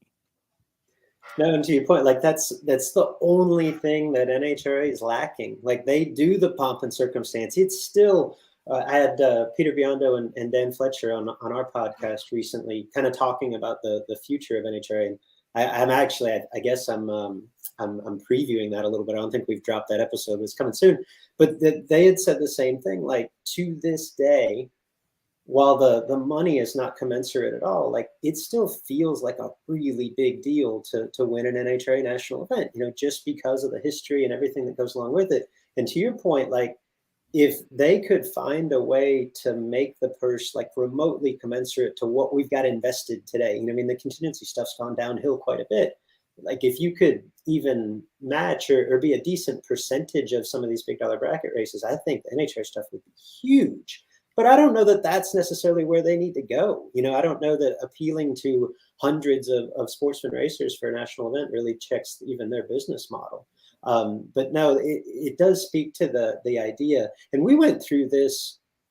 I think we're still going through it to some extent in the big dollar bracket scene. Like, there was absolutely a race to see who could be the first to pay $500,000, who could be the first to guarantee $1 million. And to your point, like, you run out of real estate there pretty quickly. And I think there's been an obvious and an expected kind of regression to the mean there. And I think a lot of these promoters are taking a step back and saying, okay, now what can we do to make these events special, short of paying something that no one's ever paid before, right? And I think that's one area where I think that Peter and the Fling staff has always really excelled. Like, they've just separated, yeah. I think, and there's a lot of great races and great promoters out there, but the experience, I mean, that's been part of their tagline forever: race it, experience it. Like, I feel like the racer experience has always been a point of emphasis there. And I think in large part, they've kind of set the tone there that a lot of promoters are trying to follow and emulate. I agree 100%. I look at their events. I mean, even just the way they've always like put out press releases after Friday night, Thursday night. I mean, it's not at all difficult to find out who won, what happened, any significant storylines that arose from the event. It's all readily available. And then you nailed it. Like, the the on-site experience is largely unrivaled in big money bracket racing. And I thought about that whenever we were seeing the guaranteed $1 million and this $1 million and the 500,000, this deal and whatnot. And I thought to myself, man, this is going to be a short-lived race, right? Because once that's done, I don't see anybody doing a guaranteed 5 million. I don't think that's going to happen. And I do think it's funny because we all have to kind of answer. Anybody that's in the events business or promotion business is going to be tasked with answering that question. How can we make this event stand out? What can we do that would, that can provide value that exceeds maybe that those dollars? Because as you said, I mean, man, it costs a lot of money to go drag racing. I mean, you're going to spend some money. You're going to have to make a pretty significant investment. And if it all boils down to like paying for it, it's going to be a rough road, right? You have to provide an experience. And I wonder what the NHRA's plan for sportsman racing is, because are there conversations that go on in the background, Luke? I mean, I'm not as in tune with that particular circle as some of the others in drag racing. I mean, is there a desire to see the NHRA kind of become a more central part of the high-end door slam or sportsman racing scene? Or do you think that ship's kind of sailed and you've got all these guys that have went to other places and there's no way to divert course? It's a bit of a double-edged sword, because I feel like NHRA is maybe become watered down a little bit in terms of their share of the market. Like, I don't see an avenue in which NHRA competes significantly with the Fling brand or the big dollar bracket races, but I don't think that that's their desire or that they need to do that. I do feel like there is still tremendous support, and it would take a lot for the support really to wane of NHRA sportsman drag racing amongst the competitors that really make up that group. Like, there's nowhere else. There's very few options to go race your stock super stock car outside the NHRA Lucas Oil Series. For those of us that love the 90 categories, and I realize that we're probably in the minority for a lot of reasons, but I love the challenge of super comp, super gas racing and all the variables that go along with it. There's very little opportunity to do that at a high level outside of NHRA Lucas Oil competition. And so that market is similar, but a little bit different, from a big dollar bracket market. And even like the top dragster, top sportsman guys between PDRA and all of the local associations, those guys have a lot of options to do that type of racing. But by and large, like, those categories are kind of an NHRA exclusive. And there is still tremendous support for those categories that don't really have anywhere else to go. And at the same time, I don't know that it's realistic for an outside promoter to come in and say, look, I'm just going to take all these NHRA cars. I don't think it's that easy, right? As much as we all complain about the way that some of the things are structured within NHRA and maybe the way that the perception of how we're treated as sportsman racers, I think it would be difficult to come in, if nothing else, for the history, for the prestige that comes with NHRA competition. Like, I just don't see that segment of this market going anywhere else anytime soon. Yeah, I tend to agree, and we've seen some people try to kind of harness some of the momentum in that space, specifically super stock racers putting on some big combo races and seeing the money dive in. But man, you're so right, and I think that it's a reminder to all of us that, man, the test of time and 70 years of history and all the tradition and the rituals that are associated with NHRA national events and the prestige of winning a Wally, it takes a long time. And I don't know that there's any amount of money that can really replace, like you're talking about, that sense of racing at the U.S. Nationals on Monday, right? I mean, that is such rare air that I don't know that there's any amount. I don't know how many zeros you'd have to put on a check, right, to really replace that experience, and it's kudos to NHRA, in my opinion. Like, I don't know about you, but almost every time I go to an event, I end up hearing somebody say, well, how they do it at NHRA, because that's the bar. I mean, they set the standard. So kudos to them. As much as everybody loves to beat on them, and I think they're like every drag racer's favorite punching bag, they do so many things so well.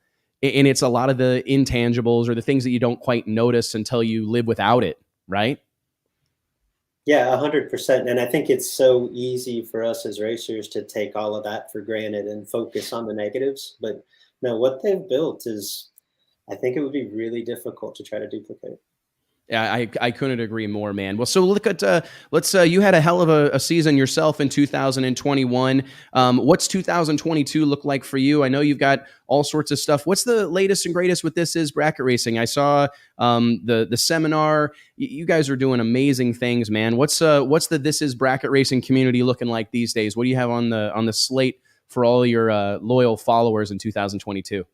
Yeah, just last night we got to do a collaboration with Peter Biondo, kind of across our elite community as well as the Spring Fling community. That was a ton of fun, and it had a huge following. So that was humbling. And anytime that you get an opportunity to share the stage with Peter, you're going to learn something, right? And last night was no different. So looking for collaborative efforts like that, and just continuing to serve our community as they look to grow. Personally, from a racing standpoint, our Our plan is, I guess, similar to a year ago, with one glaring exception. That being that we're starting our season out west. We'll leave for Pomona a week from tomorrow. And the cool part about this, it looks, I say cool part, it looks really, really good on paper. And I couldn't be more excited about this. And I'll follow up with you, Wes, in 3 months and tell you if it worked out as well as we had hoped coming in. But my family and myself, so that's my wife, Jessica, our 2 sons, we are loading up in the motorhome next Thursday, leaving for Pomona. And that's mid-February.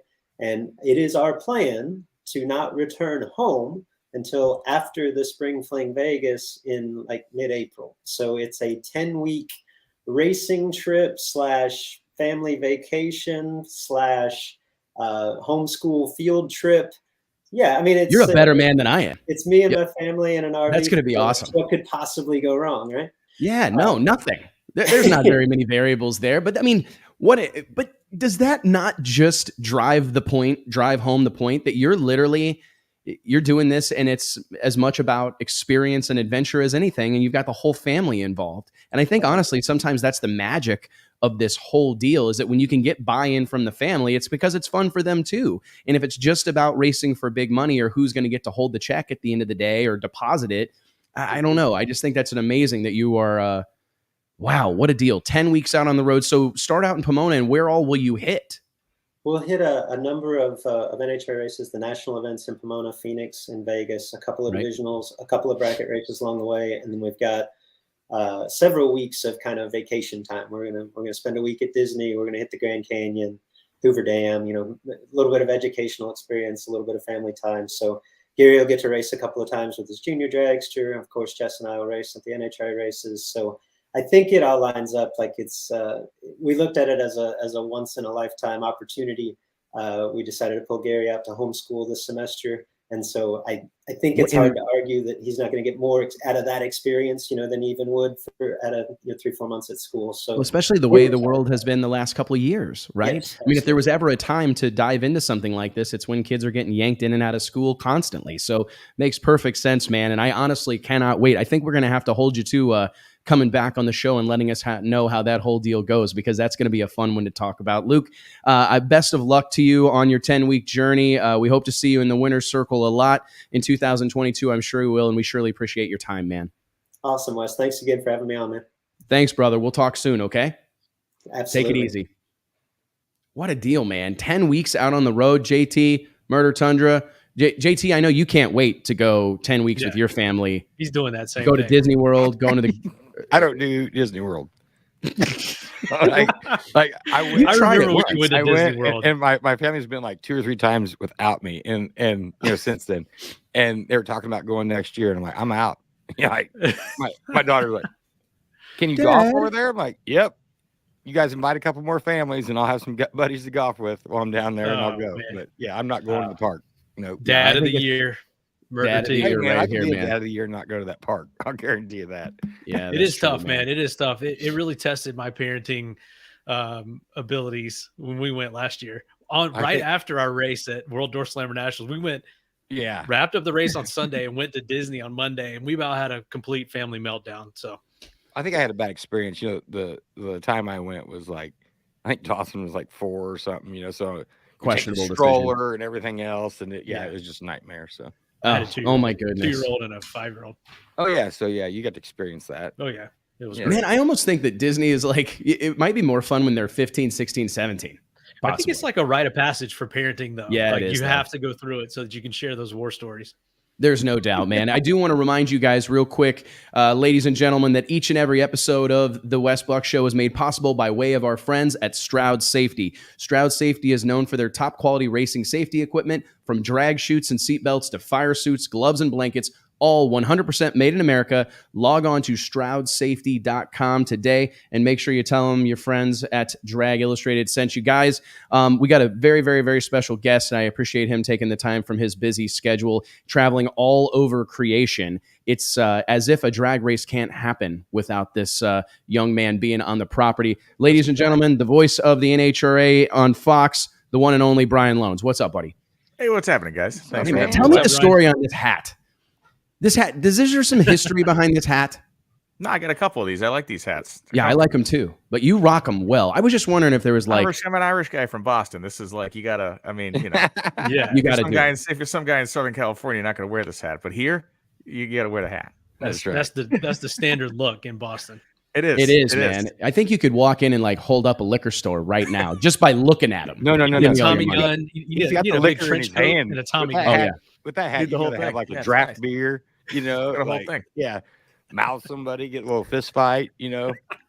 Oh, that's right up Brian's alley. Yeah, everywhere I go with him, he's starting fights. Brian, speaking of starting fights and having trouble or making raising hell, I guess, tell me a little bit about your just thoughts. You've seen, we've been talking about this a lot on the show the last few weeks, but honestly, after a week of SEMA meetings at the NPMC conference last week, I can't get over how frequently I'm hearing the phrase drag and drive. You have been a big part of Hot Rod Drag Week for many moons, being the on-air personality, day-long live streams.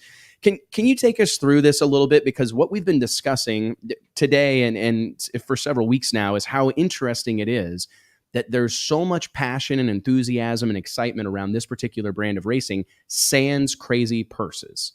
Right? There's not millions of dollars up for grabs. There's not even tens of thousands of dollars up for grabs. So we're wondering, what do you think's driving the bus on that?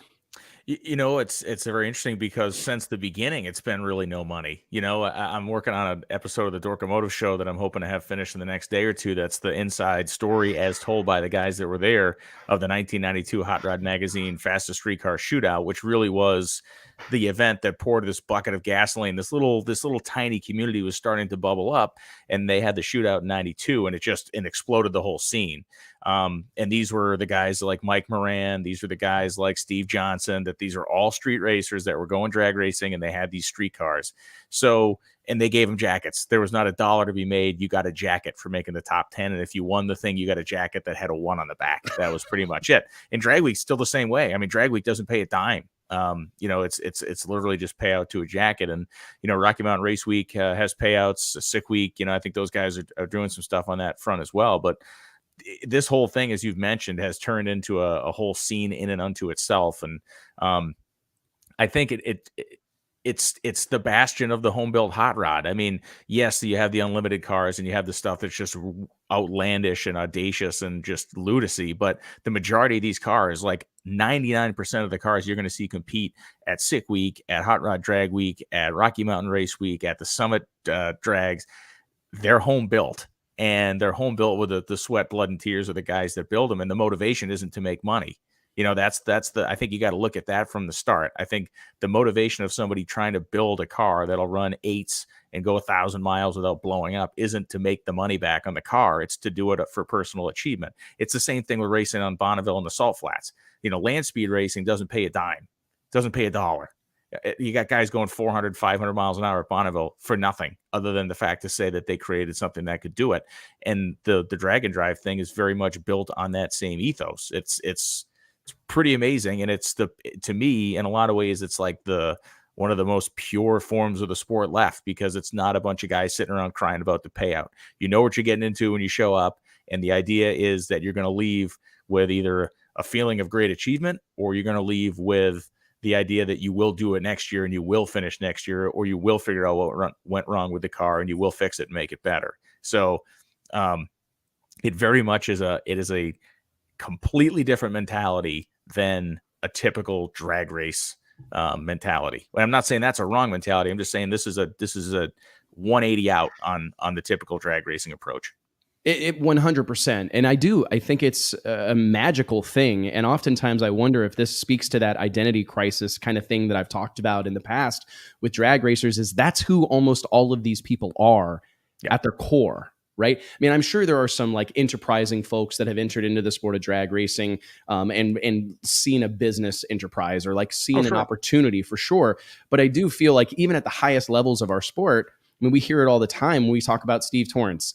We talk about, you know, many of these people that are either Mike Salinas comes to mind, independently wealthy, have had success in business, right? And they can afford to do this, and how much it pays to win or whatever is kind of beside the point. Right. And it's a very interesting thing, because it seems like those are the spaces in our sport that lack a little bit of that excitement and enthusiasm and ground, you know, the momentum that we're seeing in drag and drive right now. And in the past, I think of types brands of drag racing like radial tire racing, before that outlaw 10.5 racing, kind of outlaw pro mod even before that there were these moments where like those two things converge. Does that make sense? Where like the money or the opportunity kind of meets the passion, and that's when we see lights out. That's when we see these drag stock, ADRL drag stock in 2006. I mean, things like that. When these moments happen, it's when the little bit of money and professionalism or opportunity kind of meets all that initial energy and excitement that kind of comes with a new project, and it's tough because how do you recreate that, or you can't, right? And I guess that's why it's special. Well, yeah, and that's exactly. And so what you're seeing now is you're seeing this thing self-perpetuate itself, right? It used to be that there was one of these events, and that event was Drag Week, and you built a car to go to Drag Week. And then, we saw guys like Matt Frost step up and create Rocky Mountain Race Week. And there were people that gnashed their teeth and they thought, how dare somebody create another event? How dare they do that? Well, yeah, you got to do that, because eventually you can't just have one of anything. We've seen what's happened in the sport when you have one premier event for a particular class. It is unsustainable. So when you're able to offer people options, and there's a bunch of even like little small regional ones of these events that we haven't even brought up yet. Guys are putting on just little tiny localized ones. And as you mentioned earlier, none of them are doing it for the money. And listen, I am not arguing against paying great purses at drag races. That's the last thing in the world I'd ever do. But there is no such thing as going backwards. When you get into that scale, the problem becomes there's only one way to go, and eventually you can't go that way anymore. And so, for instance, if we can throw the example out right now. If you're paying $1 million to win a bracket race, which was done a couple years ago in Michigan, I was fortunate enough to be up there. The next year you're going to say, I'm going to pay $800,000. People go, oh my God, what's the problem? The guy's only paying $800,000. It's like, are you out of your mind? This guy's paying $800,000. People start looking at stuff sideways. So in a way, it's like almost all or nothing in terms of the purse thing. It is ludicrous to race for a jacket, but it's also the safest and only way you can prevent it from becoming this creep where it's like, well, if you paid 10 grand this year, maybe you should pay 20 next year. Well, he's only paying 15, so I'm going to go to this guy's thing. It's a weird thing, but you go back to land speed racing, and that is not motivated by money, and it has sustained itself since Wally Parks founded the SCTA in like the late 30s. Yeah, late 30s, early 40s. It's funny you mentioned that, because I wonder sometimes if, and I'm not asking you to like completely pull back, the curtain. I know you're deeply involved with the NHRA and whatnot, but I'm sitting here, and as we have this conversation, I'm going, shit, maybe they're the smart ones. Like everybody wants to sit back and like bag on the NHRA and like, all purses need to be higher. But like, look at 70 years of sustainability, 7 decades of significance and relevance, and drawing racers from all points of the globe to come race here. And they've been able to maintain that for that period of time. It's almost unspeakable how much time has passed. And the fact that many of these categories that started in the 60s or whenever prior to that are still significant today. Yeah. Part of it too is, it's like, I just had this discussion with a guy today. Every NHRA national event has over $1 million worth of payout. Whether you want to believe that or not, it's a fact. You can go down and do the math. So every single event on the tour, when you take every class and every position that pays out and every category that's out there, it's over $1 million of payout, and do that 22 times a year. It's insane. And so when you look at a drag and drive style event, if you want to make this a payout type of deal, most of these events have a multitude of categories, and that's where you get into trouble in terms of trying to come up with the money, because you can pay a bunch of people, you can pay maybe someone to win each category, but you can't start paying back at all. And again, it's a giant slippery slope. But the coolest thing about endurance drag racing, drag and drive, whatever you want to call it, is that it is wholly motivated and wholly driven by simply participant interest. You don't see people out there. These events all sell out like within an hour. It's insane. Like, you don't have to market a drag week anymore. You don't have to market a race week. You don't really have to market a sick week, even though it's the first one. The second it's sold out, I think 3 minutes. Yeah. The second people get wind of these things happening, they're on it. And it's because it's an adventure, because it's something that, because it's been perpetuating since 2005 in this form, since Drag Week started, it's something that people want to do. And yes, there are high level competitors that we see year in and year out on a drag week. The Taylor family, of course, Dennis and Alex and the entire family go out there, and the great names, obviously the Baileys of the world, guys like Jeff Lutz and of course Larry Larson and others over the course of time. But the vast majority of the competitors are usually do it once, and it's like a satisfaction thing that they've completed it. So it reminds me of like drag racing's Tough Mudder. You know what I mean? Like so many people are like, oh man, I'm going to do that deal where you army crawl across broken glass or what have you, and I'm going to get the headband. And it's amazing. An entire business has been built around tackling that goal, toppling that or climbing that mountain. And you're exactly right. It's a very much, what do you think we'll be surprised most by? I don't know if you heard us earlier in the show, but we're actually going to go on all of Sick Week. Nice. We're going down. We're going to do the full pull with Bailey and company. We just want to see this thing. It feels like a unique opportunity for us to see one of these kind of unfold in its infancy and how things, what do you think, like knowing that, you've seen us at PDRA races, NMCA races, NHRA races, outlaw events, radial tire stuff. What do you think is going to surprise us the most, I guess, from the drag and drive scene?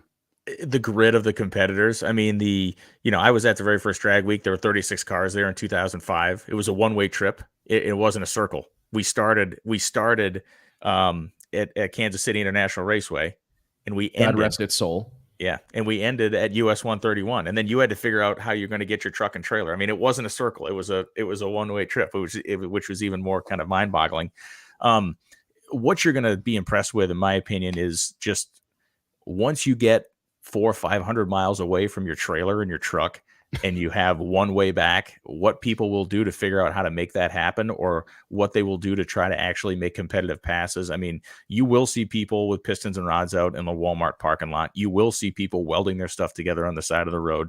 And it's because there's no other option. And to your point, the Tough Mudder type of situation, it's like, you're halfway through this thing. You're really going to quit now? It's like, no, you're going to figure out a way to get it done. And, you'll just, there was a guy, Jeff McConnell, I'll never forget, repaired a cylinder head with the inside of a beer. He took a beer can and cut it up. The cylinder heads had been hogged out so much that one of them actually sprung a leak. Some coolant started leaking into one of the intake ports. And so he cut up a beer can and epoxied the inside of a beer can in the intake port, and then managed to finish, I think, almost the entire week with it, while making, competitive passes. It's, I think you'll be impressed with the camaraderie, and you'll be impressed with the fortitude of the people involved in the event. I'm genuinely excited about it. I've said it like 35 times, but once you've done this a lot, it's hard to think of what's going to be something you haven't seen or you haven't experienced before. You can attest to that, having been to so many of these big events, bracket races, streetcar races, and everything in between. The highest of highs and the highest parts of our sport. What's going to be something new? What's going to be exciting? And I'm hella excited, man. It's like the stories are endless, but there's this guy, Jeff Oppenheim, who still has this El Camino that caught on fire and basically burned halfway to the ground about halfway through a drag week trip. And he fixed the thing over the course of like 2 days in like a public park. And then ended up, he finished the event. He missed a day at the racetrack, but he ended up finishing the drive and everything. It was just, it is ludicrous, the things and the stuff that people will actually drive and suffer in over this, distance of time as well. That's the other thing where you look at some of this stuff and go, no way that thing's going to make it 2 hours, let alone for a week. And it will. And there will be guys that get 5 miles from the racetrack and are done. That's the other thing that'll happen. You'll pull out of Bradenton, you'll make the left on 64 or the right, whichever way the route sends you, and you will see some poor bastard not even 10 miles from the racetrack, it'll be all over. One of the other things that these events have done that's kind of a hidden benefit from them is they have provided an incredible research and development ground for a lot of manufacturers in the aftermarket. There are guys for years, like a lot of the parts you see that people will be using at these events didn't exist 5-10 years ago. They exist now only because the manufacturers have gone, wait a second, you took this camshaft out and you drove it 1,000 miles, or you can't run that set of gears. Well, yes, you can, because I did it. And so the amount of people that have gone out and either done stuff that was, against manufacturer suggestion and succeeded, or have worked with manufacturers to develop parts. I think this genre has done more for the R&D side of a lot of the aftermarket than maybe anything else has. Oh, I think you nailed it. The reliability that's on display at this event, it's almost unspeakable. The things that I mean, just even the overdrive transmissions and the things that have happened. Yeah. I mean, and you think about the cars that showed up and kind of set this whole world on fire, like the Larry Larson's Nova. That thing would hardly raise an eyebrow at this point in time. It would hardly get someone excited. I mean, it gets hardcores excited because we know the history, we know the story. But if you think about what that car was when it first burst onto the drag and drive scene, and then think about the stuff that's out here today, it really is incredible. I got to say, Brian, one of the reasons that we brought you on here today was extremely self-serving. You're a friendly face, and it's always good to have you on here. But we wanted to talk about the Drag Illustrated Awards. We announced earlier in the show that we have unfortunately pushed the show back. We were going to go live tomorrow night, but with an impending snowstorm and pretty much the entire country kind of bracing for impact, we decided to push it back a couple of weeks. February 16th, 2022, 6:30 p.m. Central Standard Time, right here on the Drag Illustrated YouTube channel and Facebook page. We're going to blow through 15 categories of award categories, as well as introduce 5 people to the brand new Drag Illustrated Hall of Fame. You mentioned in a Facebook post just that there was a hole in the industry, and I wanted to, very self-serving, just talk about how we've been talking about it a lot the last couple of weeks, how a little bit of validation and a little attaboy, a pat on the back can change everything for a racer. A program that's on the ropes or whatever. We've experienced it on the pages of Drag Illustrated. You have a guy getting ready to throw in the towel. You run a 2-page spread of his car up on the wheelie bars where the header flames or whatever. He sees it and goes, screw it. We're going racing for 2 more years. Order a new bullet, right? Because that little bit of it fans the flame, right? How important are awards like this? And I mean, I hope you're being honest. Do you agree that there was a giant hole in the industry, that no one was doing this?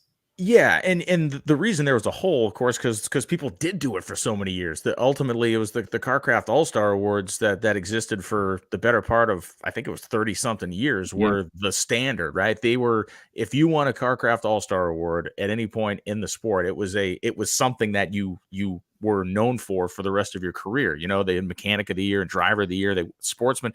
They had a whole load of categories like you guys are doing here. And I feel as though, because when you have something and then it goes away, that's when it leaves the hole. And I'm not just saying it to sit here and say it, but you guys have a great presence in the industry. You have a great reputation. The Drag Illustrated name carries weight. And so I think that this is something that is great. I think it's something that needs to happen. And again, not just because I was nominated, which blew me away in the first place, but just, I would say it any way around. It's definitely something that is important because, when I talked to Nate Van Wagenen the other day, and we talked about, how people kind of perceive and talk about drag racing. And, these are, giving awards just to give them is unimportant. But the idea to me that you guys seem to have embraced is like, this is less about the award and more about recognizing people that have done things. And I'm not including myself in this group, but racers and crew chiefs and people that have done stuff that goes above and beyond, that reaches, beyond their normal scope. So, no, I think it's important. I think it's cool. I think it's certainly got everybody talking, which is the ultimate goal of anything, right? And no, I'm glad. I'm honored to be a part of the inaugural class, so to speak, of nominees. I think it's really cool, and I definitely think that this is something that has been needed for a very long time, and the fact that you guys are carrying it forward is a great deal. Well, thank you for that, and I appreciate it greatly. And you hit it on the head, man. That's literally what we're here to do: get people talking, create some content. I will say, even create a little bit of controversy, which more of that will be, will come soon. But it really is fun to get people talking about this stuff, and I think it's something that our sport has lacked in the past, is just that Monday through Friday content, right? We've got content in spades come Friday, Saturday, Sunday. We've got I believe, the great American motorsport, the original extreme sport, whether it's NHRA or the US Street Nationals or I believe drag racing is the great American motorsport. But we do lack that Monday through Friday programming, the talking heads, so to speak, that the NFL benefits from, the MLB benefits from, NBA business benefits from, NASCAR, I believe in many ways, benefits from that through the week content. Race Hub 5 days a week, or even during the off season, they got NASCAR Race Hub 5 days a week. So the week, the day-to-day content is absolutely the softest spot we have in drag racing on every level right now. Every level. And that's what I think people such as yourself even the Dorkomotive podcast, but like whether it's the Hot Tub Time Machine or the Nitro Time Machine, excuse me, and your NHRA podcast and the competitionplus.com Power Hour. I have people ask me like, oh man, what do you think of these other shows? And I'm like, man, the more the merrier. We need as much of this stuff as we can possibly get. And hopefully some of it resonates. Yeah, and ultimately that's what needs to happen, and that's a topic that comes up too, where it's like, what do you think of this or that? And it's like, I think anybody that's investing their time to do something that is of worth is a benefit to our sport, and I don't care if I like the guy that's doing it or I don't like the guy that's doing it. If they are investing their time and the end product is something that's cool, then everybody comes out ahead. It's the same theory with the drag and drive stuff. If you're going to base everything around one particular event, you got to have a leading man in this thing, right? And Drag Week is it. I don't care where your allegiances are, but that's where it all began.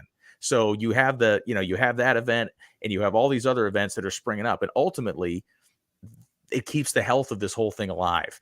And to your point, in media, if you only have one voice saying anything, you're screwed.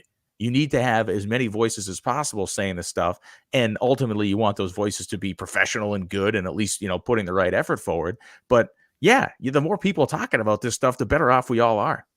No, there's no doubt in my mind. And I feel like a debt of gratitude to all these people that are willing to, like you said, fight the good fight. Oftentimes, whether there's 1 million people watching or there's 10 people watching or somewhere in between, being willing to do that work, spread the gospel of our sport, and help celebrate these men and women that make the sport so great, man. It's a very important thing. And I appreciate your, recognizing those that are doing it. I want to go ahead real quick and we'll switch gears a little bit. But before we do, let's bring a mutual friend of ours, a couple of them.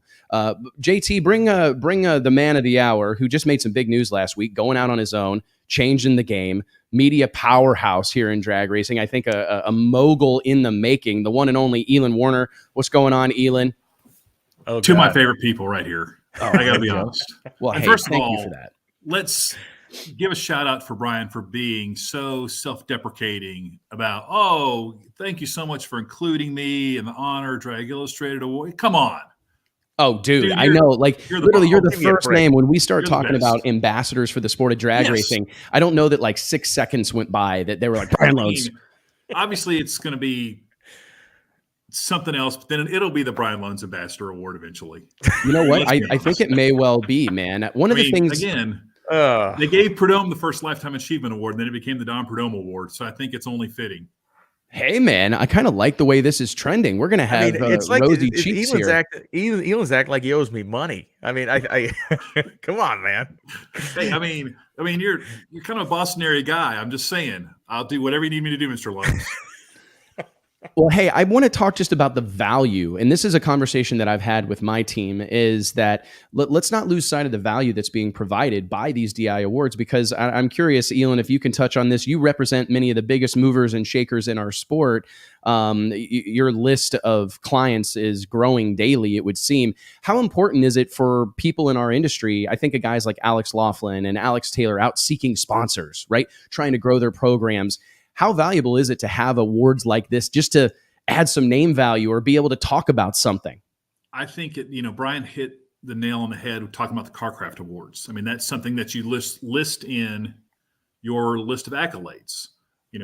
7-time Top Fuel champion, 37-time winner, Rookie of the Year. I can't tell you how many times I listed Carcraft Awards for John Force when we were doing his bio. I mean, that's a legitimate benchmark that you want to have. And so having that gap, having someone step in to fill that void, I think the buzz that's coming around it has been spectacular, that people are embracing it.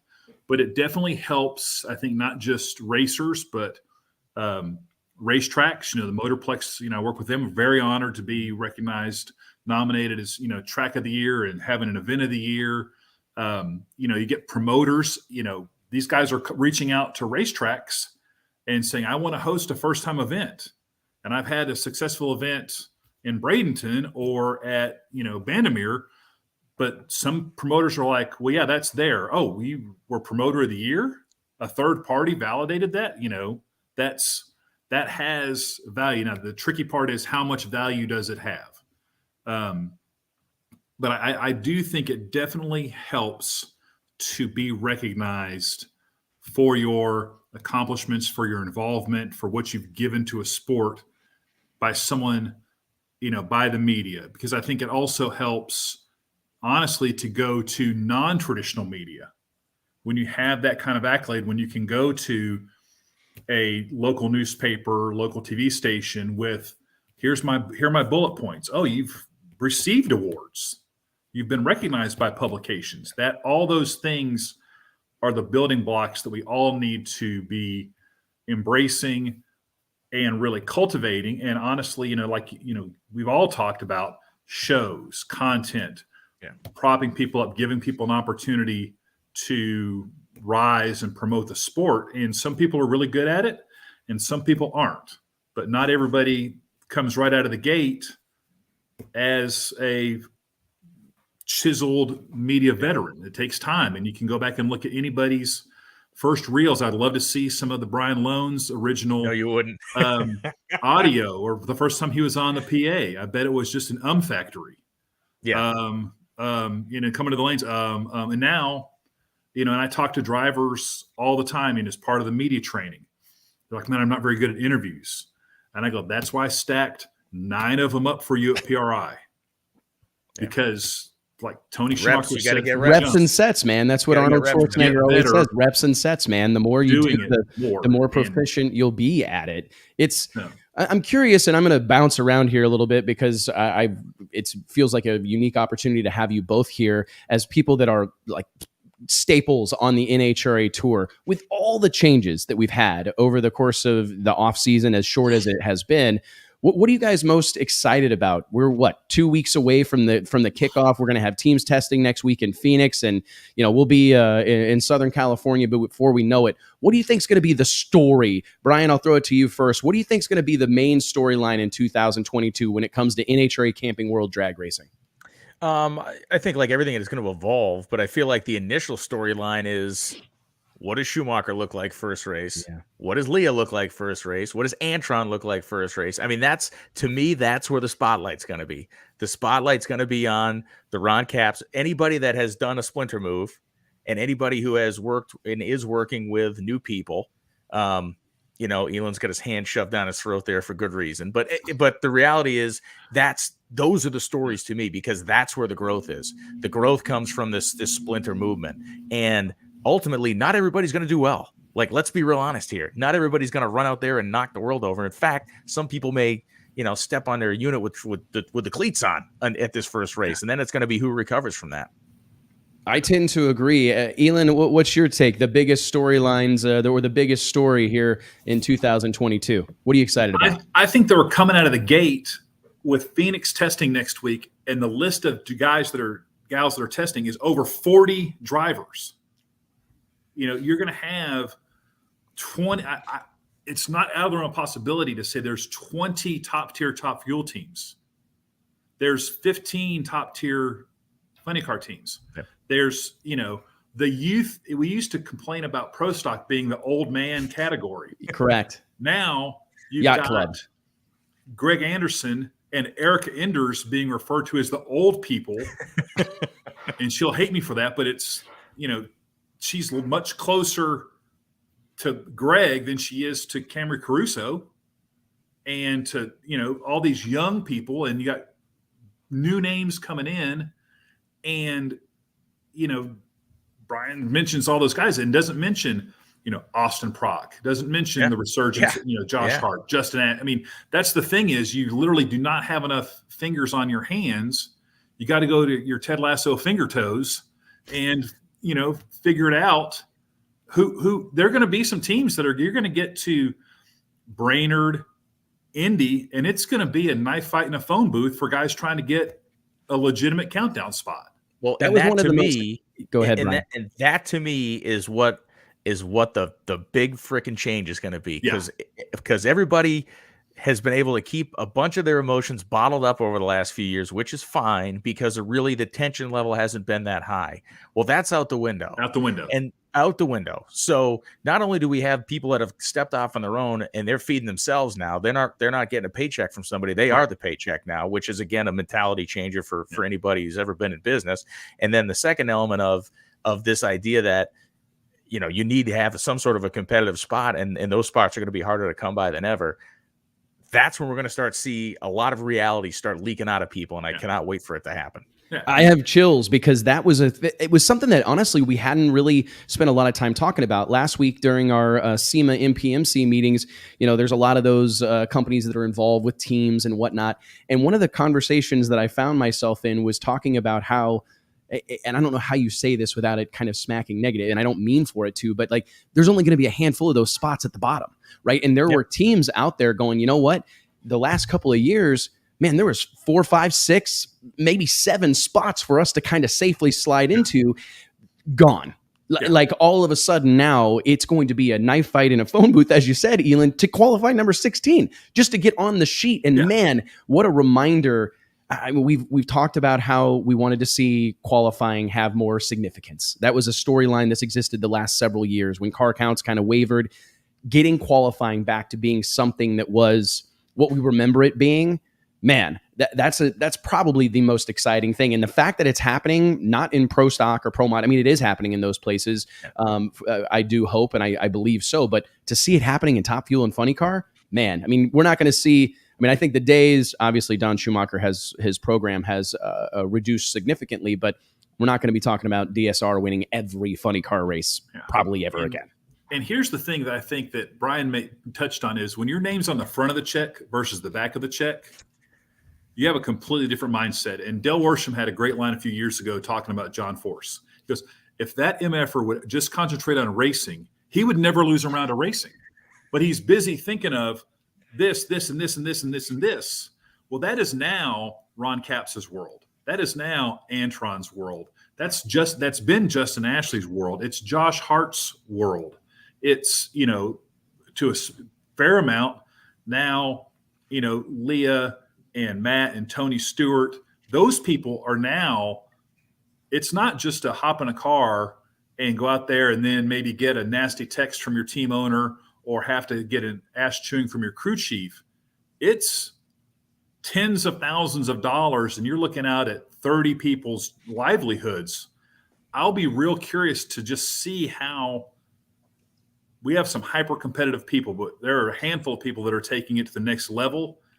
And that's where I think, to your point, Wes, guys, slow staging, double bulbing, all these little previously kind of halfway perceived slights or little accidents or I wasn't paying attention. Now you're going to see that stuff coming to a head at the top end. And I'm going to go ahead and set the over under on at least 3 helmets thrown at the top end, just in the nitro categories this year. You can write it down 3 times. Cars, the bottom line in any form, in any part of drag racing, from the smallest local 8th mile unsanctioned racetrack to Top Fuel, cars fix everything.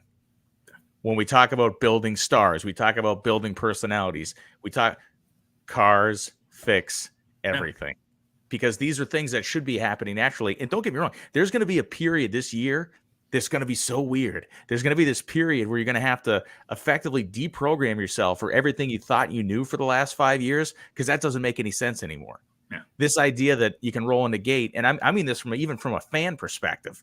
I guarantee you there are going to be people that complain when their guy or girl doesn't qualify, because that hasn't happened in a long time. Yeah. Well, guess what? It's supposed to be hard. Right. Exactly. It will be hard. Yeah. Yeah. And that's the part that, if you're in the area, it's worth the price of admission to get to Phoenix next week, on the 12th, to just see, to get your first look at what are guys looking at? What do they look like? I'm genuinely we haven't even talked about JR's brand new Supra. Is that, what? Right. I mean, you got a brand new manufacturer out there, new body style that alone, if it comes out of the gate and is successful as everyone at Coletta thinks it's going to be, you're going to have a whole other group of people saying, look, we're getting screwed. You let these guys have a brand new body when they haven't had a new body in a decade. Yeah. They're coming out with a Supra when there have been Chevys and Mustangs and Dodges that have gone through 2 full cycles while everyone else is racing the same Camry. So now you're going to be like, what's happening? So the storylines are going to be, I'm just glad we have 9 hours of live programming every race. Holy crap, man. I mean, there will not be a lack of things to talk about. I mean, to see Brian the Nitro he competitive. can talk for 9 straight hours. I saw that show at PRI. There's no reason he can't can do just, Yeah, he could do it. Hey, JT, bring Mike in here for a minute, because I want to get his Mike. Welcome back to the program, my beloved co-host here, along with Murder Tundra. I'm curious, what is your take on that? Because me and you are very well known as door slammer guys, right? I mean, I've even had people in the industry like maybe even assume that Drag Illustrated is like a door slammer only magazine. And that's just because I always tell people it's like the path of least resistance, right? I'm going to speak in English because that's the language that I know, right?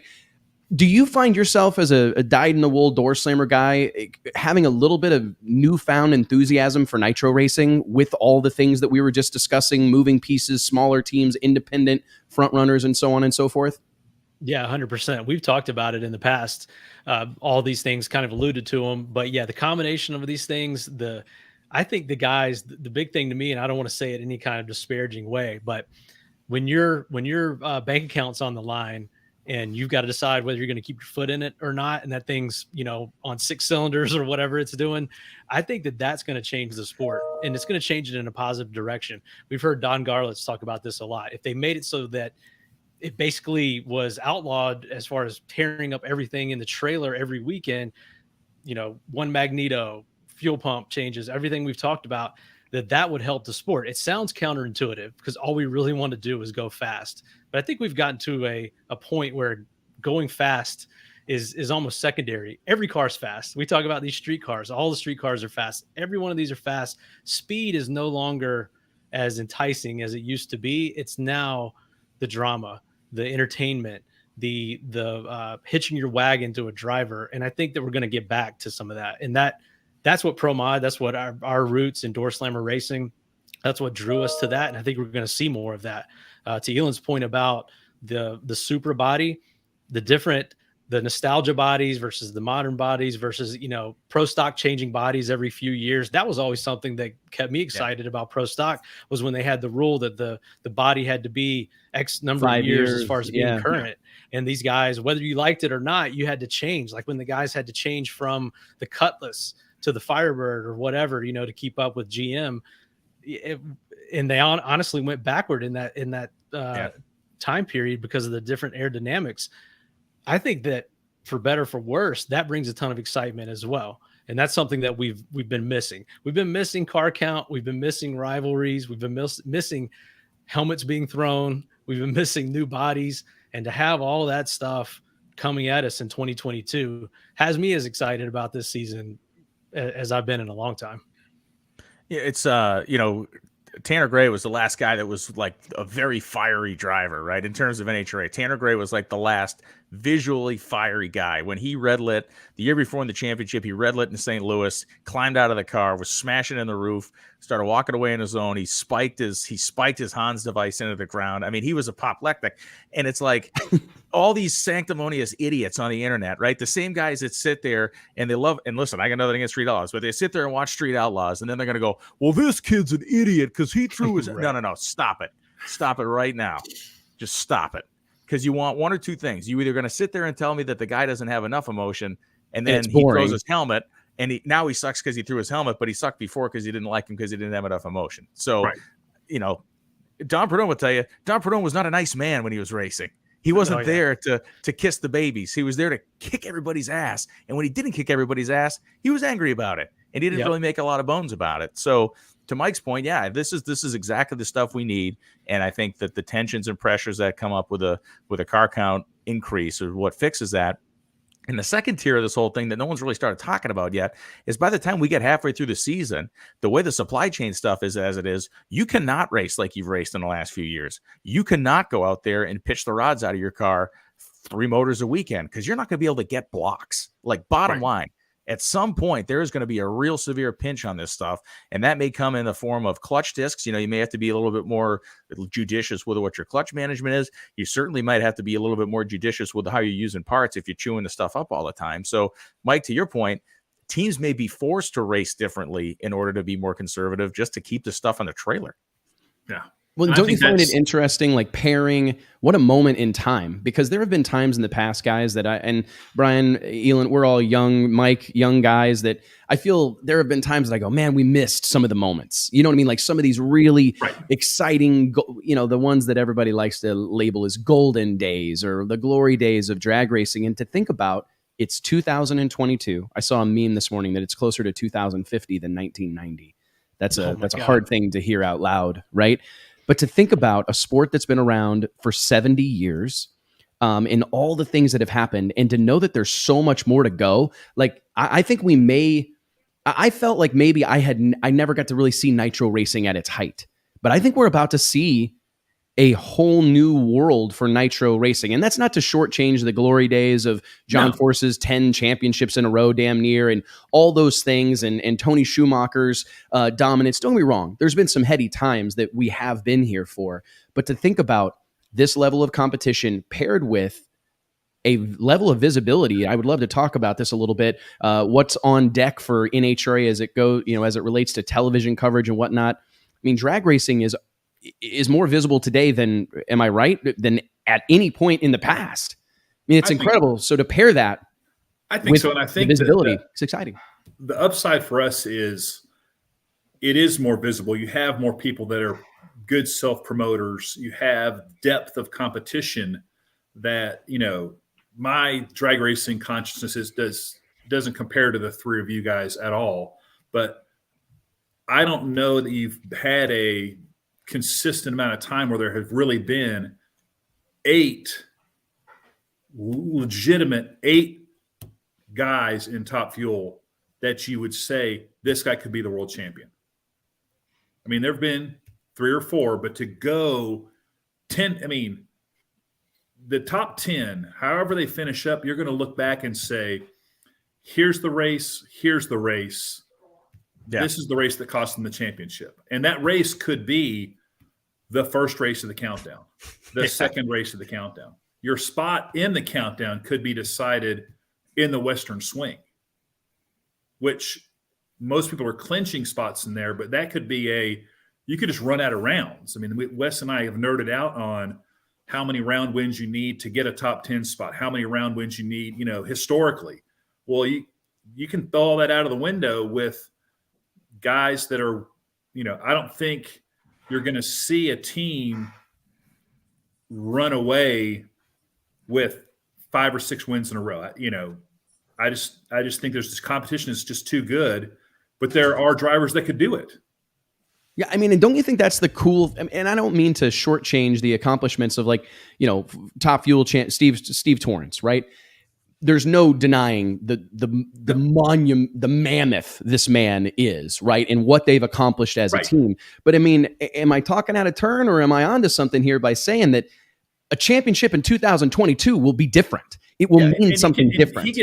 He will be recognized as the odds-on favorite to win the championship because he's the reigning champ. Yeah, that could easily change after the Winter Nationals. You get the benefit of that going into the first race of the year, because until you've beaten the best, you're not the best. But now, once you start that season, and then it'll be, oh yeah, this guy won, but he got lucky for this round, or caught a break here, and then this guy got hosed in the second round, or this man. I think the path, it's that the path will look different. Yes. I think that the path to a championship and the path through a season will look vastly different this year. Right. I think what you're saying, Elon, is that if you keep backing up from the Winter Nationals, you know, forward, it's that each race is going to have more significance. You're going to be clinging to a spot in the Western Swing rather than clinching and running away with it. And the countdown, I think, is designed to do that. It's designed to force that on people, but for it to happen naturally due to competition, I think is a much more organic and exciting way for it to happen. Yeah. And I'm excited about, you know, front runners, champions, and all that stuff's good. But I'm always gravitating towards the underdogs, towards the back of the field, and the spoilers. We had a great conversation, and I hope she doesn't get upset for me talking about this, but we talked to Krista Baldwin during the NPMC conference, actually 2 or 3 times, because she represents each of Paul Lee's companies, FTI, McLeod, and Silver Sport Transmissions. And so we got talking about racing, and she reminded us that she's entering this season as a team owner, as a car owner. Yeah. And so she's got that pressure on her this year, and she's raced a part-time schedule the last couple of years, and now she's entering her first year of car ownership, and it's going to be the most competitive field in top fuel that we've seen in a decade or more. And she's like, how did this happen? I've got my ducks in a row to get an operation together that can run 385 to 395, and I was planning on that being what could get me in the show, and now I don't know. By her calculation, there were only going to be 2 or 3 spots for someone that can run in the window that she can. So now all of a sudden, someone like her that had a business plan kind of together of being able to go to all these races and hopefully make the show, she's nervous. And so it puts a different pressure on everyone from the top to the very bottom. And you've got someone like Krista stepping into it as a new face and as a new owner into a whole different world. So it'll be interesting to see what she does and how she approaches it and what that does. She may think she has a 385 program, but maybe with a couple changes, she's got a 375 or 380 program, and she's sort of forced to step up as far as the competition. So I'm always looking to see who can fill out the back end, who can qualify towards the then back be of a the dark ladder horse and or knock upset the someone apple out. cart. Yeah, exactly. I predict we'll see more than 2 drivers win from the number 16 spot this year. Yeah, I'd go with that as well, because of the fact that you're going to see so many people. Like, now you're going to really have to kind of lean on your stuff. If you want to get up front, you're going to be leaning on stuff. So you're going to have a couple people on occasion miss it and find their way in the field. But, they'll be fighting out of the 16 spot. But if you're a good car and, there's not an advantage to it, of course, if you made crummy runs, but there's also this idea that, hey, if I got to beat the guy that's number 1 here in the first round, it should be a cakewalk from there on out, but who knows? What do you guys think, kind of going around the room here again? Brian, we'll start with you. How will the sport of drag racing benefit from Tony Stewart's presence as a team owner? I think we're going to see that, and we're going to really see what that is this year. I think, to me, what I look at is I think the initial benefit, of course, was this holy crap, he's coming into drag racing thing. Right. We saw like the most well-produced pro level press conference in the history of drag racing. No offense, Elon. And it was. I mean, it was full on. Huge budget, and that's the way they do stuff. So I think there's 3 phases to this. The first phase is that what I just mentioned, not just the press conference, but we see the unveil video of when they're unveiled at the cars for this year. We look at the production value of that. We look at how smooth and beautifully done that was and how nice it was. And eventually we look at what Antron's doing. Antron's also producing some great content, some nice high level, beautiful stuff. I think this is a creep we're starting to see in a forward direction, which is great. Right. I think the second phase of it is, to me, it's almost like Mayweather just announced he's going to be involved in NASCAR, right? Michael Jordan being involved in NASCAR broke that open for them. Broke it open. Okay. Yep. So you got Michael Jordan owns a team. Now you got Mayweather who's stepping in there, undoubtedly because Jordan's over there. And I'm sure they had a conversation and it's working out pretty good for him. I'm hoping we see some of the same thing out of Tony Stewart. I think it's impossible to believe that nobody in stock car racing at some point this year won't tap him on the shoulder and be like, how's it going? Like, right. What, and obviously Tony's motivations are multifaceted because of his relationship with Leah, but ultimately he wants to make this as successful as the rest of his race teams, whether it's his wife in that car or not. He still wants to make it a go. Yeah. So I think to me, that's the second tier. And then the third tier is, God forbid he ever actually gets in one of these things to race. That's going to sell tickets. That is going to sell tickets. 100%. In addition to the Tony Stewart involvement, we got a little taste of it last year with the Rick Hendrick involvement with Greg Anderson. Having a guy like that, and then having Greg win the championship and Kyle Larson win the championship, and they do pictures together, Hendricks.com. Guilty by association. Yes. That is also, and now I think when you see Greg get his 100th win, and what does Hendricks do with that? I think, he's talking to other people as well of, well, hey, why are you doing this? What's the benefit? And he's like, well, these guys go bend over backwards for me. Anytime we need to do anything, they're doing it. And I'm selling cars. It's a whole nother opportunity for me to sell cars directly to people. I think that's going to resonate as well. But to Brian's point, he nailed all three of them with Tony Stewart. I think he took them all. Hopefully you're going to see him talking and being present and doing other things. And quite honestly, as he's getting to know people in drag racing better, when you see him at other events, you're more inclined to go up and have a conversation with him and then get involved in his circle. And by the way, he's going to be in the booth for the Daytona 500 with Right. Fox. That's huge. So he's actually not going to be at our race on Sunday when Lee is there, but he'll be in the booth at Daytona 500. And we know from phone calls and meetings we've already had that there is going to be some very nice ability for him to talk on us. And because our race, guess when it airs? Right after the Daytona 500 on FS1.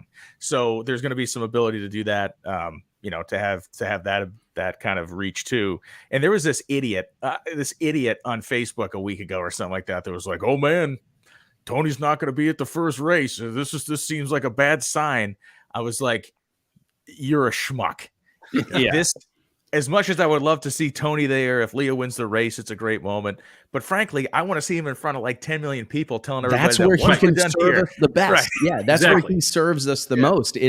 You're exactly right. And that's badass. I did not know that, but that's huge news. Yeah. And I think that you guys both nailed something, that press conference, and that creating content and recognizing that that's as important as having an inventory of clutch disc or having a really good crew chief, or, I mean, it's a part of the program. And I think that if he sets, I mean, obviously that press conference was spectacular. Mike was actually on hand for that deal, and he called me from the deal going, holy shit. Like the lights were so bright.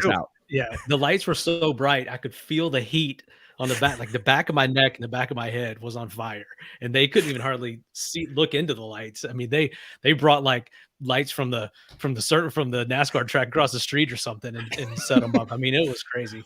Do you guys think that is something that, I mean, you nailed it. I mean, you did mention we're seeing more frequent content creation from Justin Ashley. We're seeing it more frequently from Antron. But I'm curious, Elon, like as you communicate with clients and make your rounds as a member of the media, a very big part of the media world, do you feel, is that pressure or is that expectation trickling down? Or people going, oh shit, if he's going to do that, we've got to at least, I mean, at the bare minimum, we got to have a go live on Facebook, Yeah, I mean, and it is, you guys all get my emails, you get my outreach, you get the advanced stuff. And it's now, the good news is there's more teams that have the capability, and there's more PR people out there that understand the program, that know this is what's expected. When you do an announcement, you need to have some planning into it to get people scheduled to be on the Wes Buck Show or the Power Hour or with Brian or NHRA.com or John Kernan or whatever it is, because that's the spar. And trust me, I watched that press conference. I saw that and I was like, okay, this is now where the high end of the bar is. I mean, we used to, when I was with JFR, we would do some things at the shop in California, and people are like, I can't believe you're going to do something off site. No one will come to that. And you just have to grind it out and make it worth people and, give them Traxxas cars or whatever you needed to do to get them there. Right. But what was cool about that press conference too, sorry to jump in. No. I was sitting right beside, I forget her name, but she hosts the NASCAR show on Sirius XM radio. And then right beside her was another, like the local news station here in Charlotte. And I'm like, even if this was John Force, I don't know that these people were here. And so it's like, and there was traditional racing media, speed sport, all the traditional racing and drag racing media. All the NHRA brass was there, but I was impressed that the mainstream media that we're trying to reach was there covering a drag racing press conference. Right. We're not going to get that really any other way. Yeah.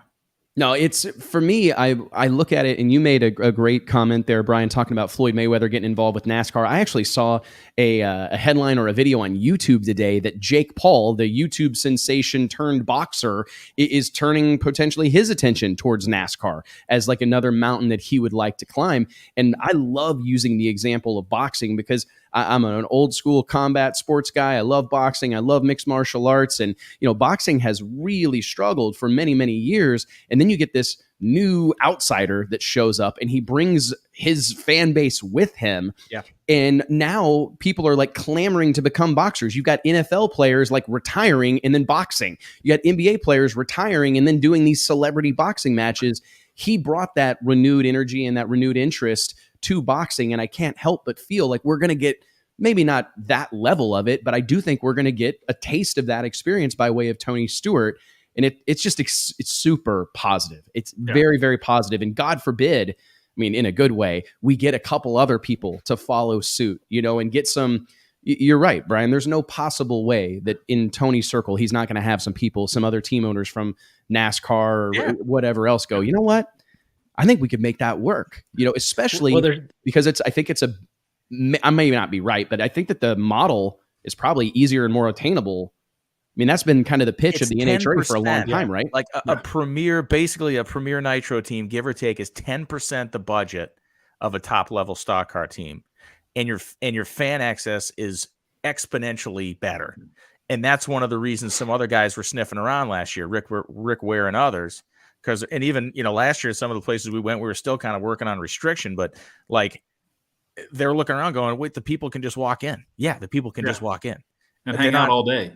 Right. Have access all day. It's not a situation where the people need to, when you set up at a NASCAR race, a lot of these guys, I was talking to somebody, it's like you're kind of on the periphery of the stadium when people go in to watch the race. Yeah. So they're going in, they're not really. And when they're in, they're in. And then they go in and they watch the race, they leave. Where you're in the event. It's they were mind blown by some of this stuff. So yeah, it's totally going to be, and maybe it's a trickle, but it would shock me if nobody else started dipping a toe at some point. I'm not saying this year, but we always hear stuff about who's at the racetrack, who isn't. Well, like when we're in Charlotte this year, I would be flabbergasted if we don't see a couple of NASCAR team owners or luminaries there on their own for exploratory purposes. I think we see that anyway. I mean, I've noticed in the past that we see a lot of the Charlotte natives at the track, mainly there to see Force or some other stuff, but there were a ton there this year hanging out with Tony or kind of just seeing what he was up to. We talked about this earlier in the year. I saw probably a handful myself. Do you think there's any drivers toward the end of their career that are looking into car ownership that may be looking at drag racing as a potential avenue similar to Tony? I would hope so. I don't. Yeah. Sorry, go ahead. On a manufacturer level, that there's some of these manufacturers that are looking at it and seeing the exposure that Tony is getting for Dodge and putting a bug in someone's ear. Jimmy Johnson, why don't you look into this? Jeff Gordon, Helio Castroneves, some of these guys, why not do this? And because you're a great brand ambassador, we need to get a foothold over there. You're a name. You can have some fun. I'm surprised Rahaal's not doing something. I mean, I know you're starting a family. I'm not. I mean, he hates us, but he still likes to make money. You know? And there's money to be made here. That's the thing. Do you think that and that's a great segue, and we'll use this to kind of our closing notes. And I want to just tell everybody, thank you so much for joining us here on the show. Everybody tuning in and giving us comments. Your involvement in this show is what makes the difference. You hear me say it a lot. It's great to have Brian, great to have Elon, great to have Mike and JT as always, but your presence is really the difference maker here. Make sure you're clicking like, click subscribe, smash that share button and help us spread the gospel of drag racing. A couple of little closing notes here. Do you think that is part of the difference maker, Elon, that perhaps the script is flipping toward there actually being a profit motive and incentive here in drag racing for the first time in a while, where maybe the visibility has reached a level, the sponsorship opportunities have reached a level where a guy can, to your point, make money with a drag racing team? Because that used to be something that was kind of reserved exclusively for Don Schumacher, reserved exclusively for John Force, right? But it does feel like that opportunity is becoming much more readily available. And I think the resiliency, the series, the sanctioning body, the sport has shown in the last 2 years is going to start being recognized by corporate America that, to Brian's point, fans still come out to the races. You know, we take the safety precautions in different areas of the country, have different rules, but there are people that are passionate about the sport. They're passionate about whether it's the brands or the cars or the drivers or the companies, that they see this as an opportunity to promote their product, whatever they're trying to sell. And we have great TV. We have great social media. I think the biggest thing for us in the next 5 years is how are we going to evolve the sport beyond what it is now? We know we started four-wide racing over a decade ago. We haven't done anything different since. We're kind of getting the shootout races back, but I got to be honest, I've had more people ask me about the NASCAR race at the Coliseum in the last 48 hours that I never thought had any interest in motorsports at all, that I know could not pick Dale Earnhardt Sr., Dale Earnhardt Jr., or Teresa Earnhardt out of a lineup. And they're asking me, hey, are you going to be in LA this weekend? That's, you do motorsports. Are you going to be in LA this weekend for that race inside the Coliseum? They've done a good job promoting that on the Fox NFL broadcast as well. Yeah. So it kind of carries in, like your point, Brian. Of the idea of doing something like that. Like if we would, seriously, 5 years ago, if I'd have suggested, Brian, hey, what do you think about having a NASCAR race inside the Coliseum? You would have been like, that's the most insane thing I've ever heard. That's impossible. What are drag racing people thinking of to be our NHRA race in the Coliseum? Wow. Brian, I'm going to ask you that question right now. What do you, I mean, I do, well, real quick, I have a couple things. I just took over. No, because that has to be touched on before we run out of time. And again, I thank you guys for being so generous with your time. Brian, do you think that business opportunity, that ROI, that has been something that we've heard people talk about a lot? Like the ROI wasn't there. You're going to spend all this money, but you weren't getting that visibility, or you didn't have, I mean, I feel like the tide has turned officially. It's here. I mean, do you think that that proposition has changed? I do, and I'm not just saying it because I'm involved in it. It's my job. But like, if you look at what NHRA was when it was literally only shown on ESPN2, it seems insane to say this out loud now, but the sport was only shown on ESPN2. It was obviously time that the sanctioning body would buy to be aired, that had no control over when it would actually air. It was only like, it'll air within this 24-hour window. And then to see we went from that to the Fox program, which is, we got great air times on FS1. We have 9 broadcasts on the network this year, live on the national network. Our air times for our FS1 shows are great. We have re-airs that happen all the time. We got the AVOD channels that are expanding with Tubi and our Roku channel and Plex and all these other things. So yes, to your point, I do think it's a value change. I think walking into a meeting and saying, this is what we can offer you right now versus what we could offer you 10 years ago is way different. And, you know, to be brutally honest with you, the investment that NHRA is making in people right now is going in towards social media content creation, and that process, you know, that the job listings are public. You can go look and see what they're hiring for. And they're not looking for truck drivers. They're looking for people to make and create content for all the same reasons we're talking about. So yeah, it is. And I know it's not easy. And I know it's a very difficult time to sell anybody anything, but the tide is coming up, and it's not coming up by accident. It's coming up because the stuff that's being done is working. That's kind of reaping the rewards of making it through the last 2 years. And yes, from what we've heard, by all accounts, and you can look at the attendance and everything, NHRA had a gangbusters a couple of years. So I think that we were coming in rewards. Coming into 20, we were on one, and Elon can tell you this, like 18 and 19 were like this crazy ramp, and it's like, what the hell is 2020 going to look like? Turns out it looked real bad. It was like, boy, oh boy.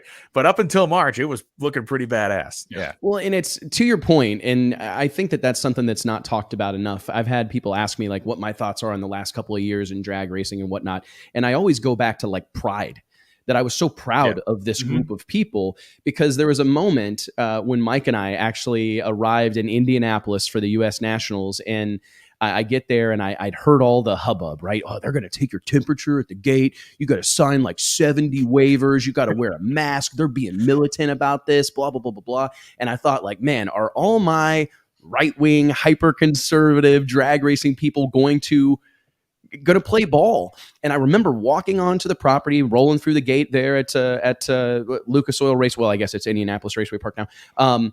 Rolling through there, right, and getting my temperature taken, and showing them my paperwork and whatnot, going inside, wearing my mask, and looking around and seeing all these people wearing their masks, following the rules, doing what they needed to do. And I was really proud, because I don't think, and fans following the rules, doing their part. And I thought to myself, I don't know that anybody's going to identify this as like a really great moment. Right.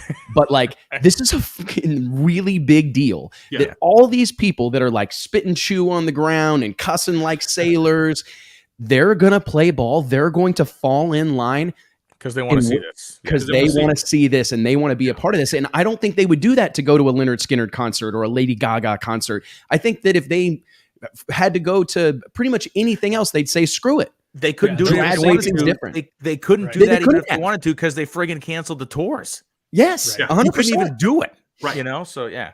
I mean, and I think that was such an incredible moment for the sport. And like, we're reaping the benefits and reaping the rewards of standing, tall through that time. The UFC is another one that I think benefited from the fact that I think they were like the first major sport, in that, I guess, whatever. I'm getting pissed off just saying the first major sport because drag racing, but whatever. The UFC, they benefited from that, being the first back, or one of the ones to kind of do whatever they had to do to put on a fight. And I think they gained some market share. And I think that's what's happened with drag racing, is that we've gained, our footprint grew. There's been a lot of different things, the TV broadcast, some of the celebrity influencer types that we've had involved. But man, it's crazy for me to think that in February of 2022, there's still so much room to grow. I mean, that's what I think is the most exciting about drag racing right now, from every freaking angle, is that, man, it's fertile soil. I don't know that the opportunities don't exist like this really in any other sport necessarily. Yeah. And in true drag racing fashion, that landscape is open, I honestly think, for everybody from Buddy Hull to Steve Torrance. Yeah. That these are guys that they have race cars, and they're going to be out there, and they just need to meet the right guy, meet the right company, and then bam, they're going to be out there doing it. Who would have thought, if I told you 5 years ago, Tim Wilkerson is going to have more nitro car fingerprints on him than Don Schumacher? Right. Wow. Excellent point. I mean, that's like a bit of a mic drop now. moment. Is that Tim Wilkerson is now a juggernaut. He's got as many nitro cars as John Force. Wrap your head around that. Let that sink in for a second. Let that just sink in. Yeah, this is an auto repair shop owner from Springfield, Illinois. Yeah. And we're talking about him having as significant or more so significant presence in the sport in 2022 than Don Schumacher or John Force. And when you're talking about ambassadors, I'm going to go ahead and throw his hat in the ring for next year, that he is doing things to bring up more competitors, because he knows I need to have people to race. The Chad Greens, the Buddy Hulls, all these guys. Now, Force, love them, but he's building his empire, and we're symbiotically living off of that. Wilkerson is like, oh, you need me to help you tune your car? Yeah. That's the missing element. Oh, you need this? Oh, you need planting trees, time? man. He's Planting growing. Trees. Yeah. He's literally growing his competitors. It's a crazy thing, man. What a deal. What a time to be involved in the sport of drag racing. It's a great time. Thanks for having me on. I mean, thanks for having me. I'd like to have had Sean and Steve Soule from our CMR Roofing and Construction, but we'll get them on later. We'll get them on next week. Thank you so much for that. Yeah, I tell you, this has been a struggle all damn day. I'm just going through my list of all the people that I've mentioned. Everybody. I got Justin Ashlyn. I got Camryn. I got Colettas. I got Supra. Dude, you've got a lot. You've got your hands in a lot of different things. Real quick, Brian, you were on the scene this past weekend. Tough deal down there in Bradenton, man. I'm sure that was a rough one, right? I mean, 60 pro mods on the property could have been something that we talked about for ages, and maybe we will, but for different reasons. Yeah, I mean, it was one of the few times in my whole career of doing this. It's a lot of doing it.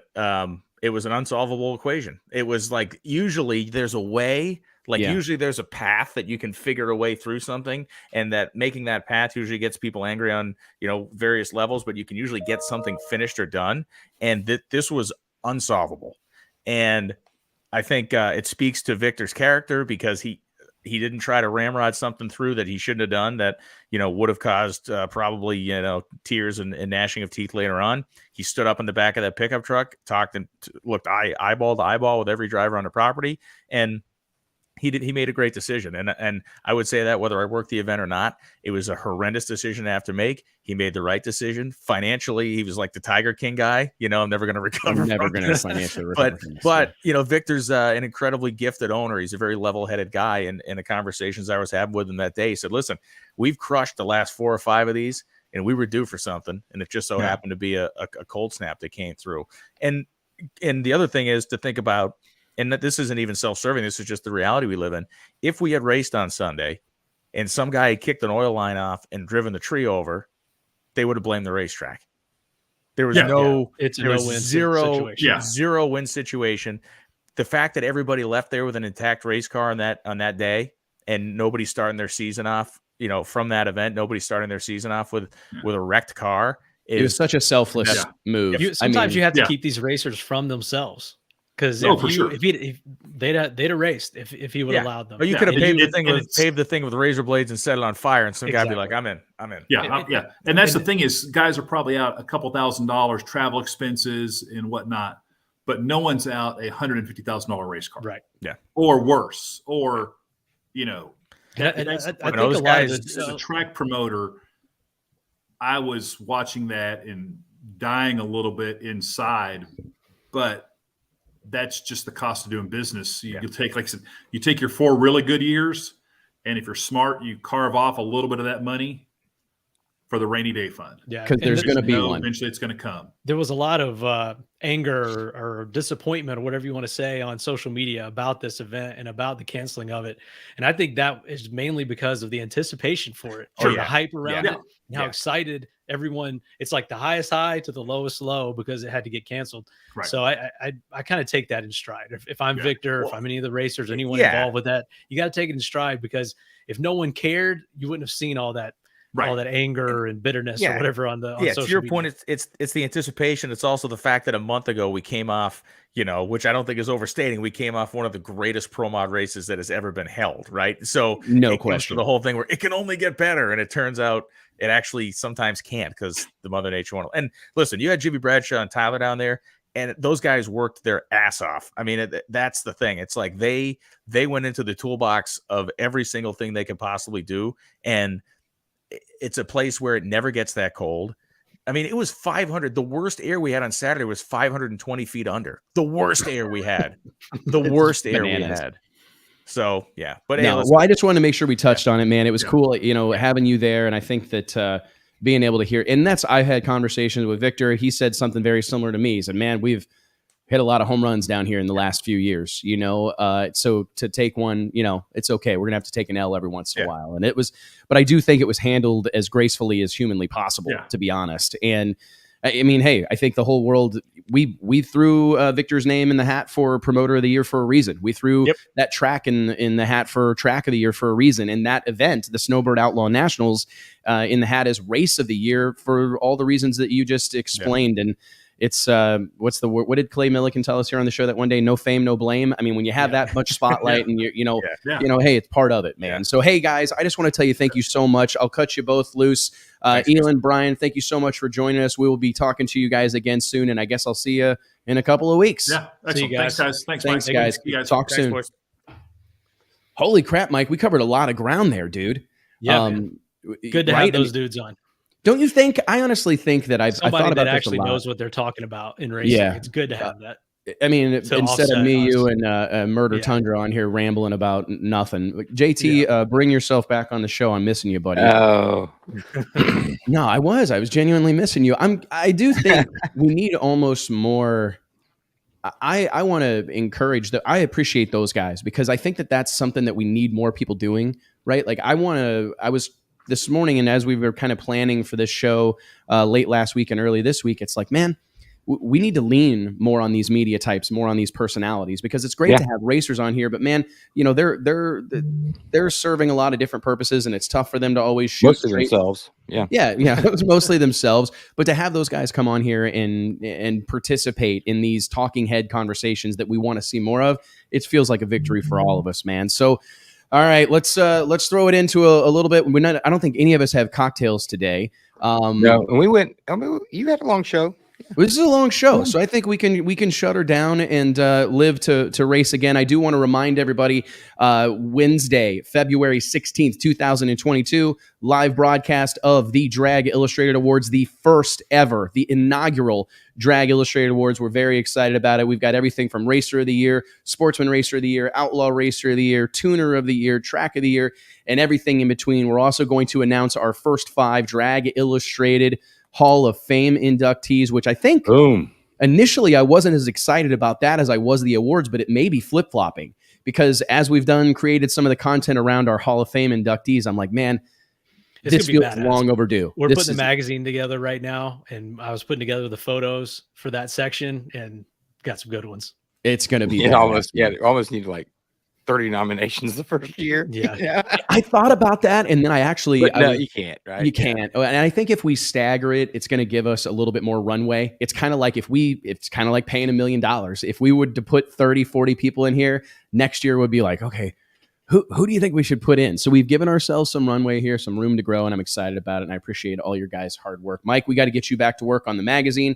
Yep. JT, we got to get you over to TP's as quick as we can for a cocktail. I'm sure you're going somewhere to have a beer, right? I'm not like the storm. He's snowed in. He's stuck. Yeah. Is it bad? Are you stuck there, you think? No, I'm not stuck here. I'm never stuck. Are you kidding me? No, you're definitely never stuck. Well, hey, ladies and gentlemen, thank you so much for joining us. As always, huge shout out to our sponsors, Stroud Safety, Redline Oil, Elite HP, Sand Haulers of America, and FlowRacing.com. Make sure you subscribe to FlowRacing.com while I'm on that tangent. FlowRacing.com/Drag Illustrated, the best $150 you will ever spend. They should send us a camera and a microphone for Sick Week. Yeah, I know, right? They probably should. We'll just we'll handle that. We're gonna have a lot of fun this coming week. I encourage everybody to stay tuned to the Drag Illustrated social media channels. If you don't follow us, make sure you do, at Drag Illustrated, at Wes Buck, at Mike Carpenter, at Murder Tundra, I think it is. Come join us, be a part of the party, and thank you guys. We'll see you next week. Later, y'all. See you. Thank you, guys. Boom, boom, boom, boom.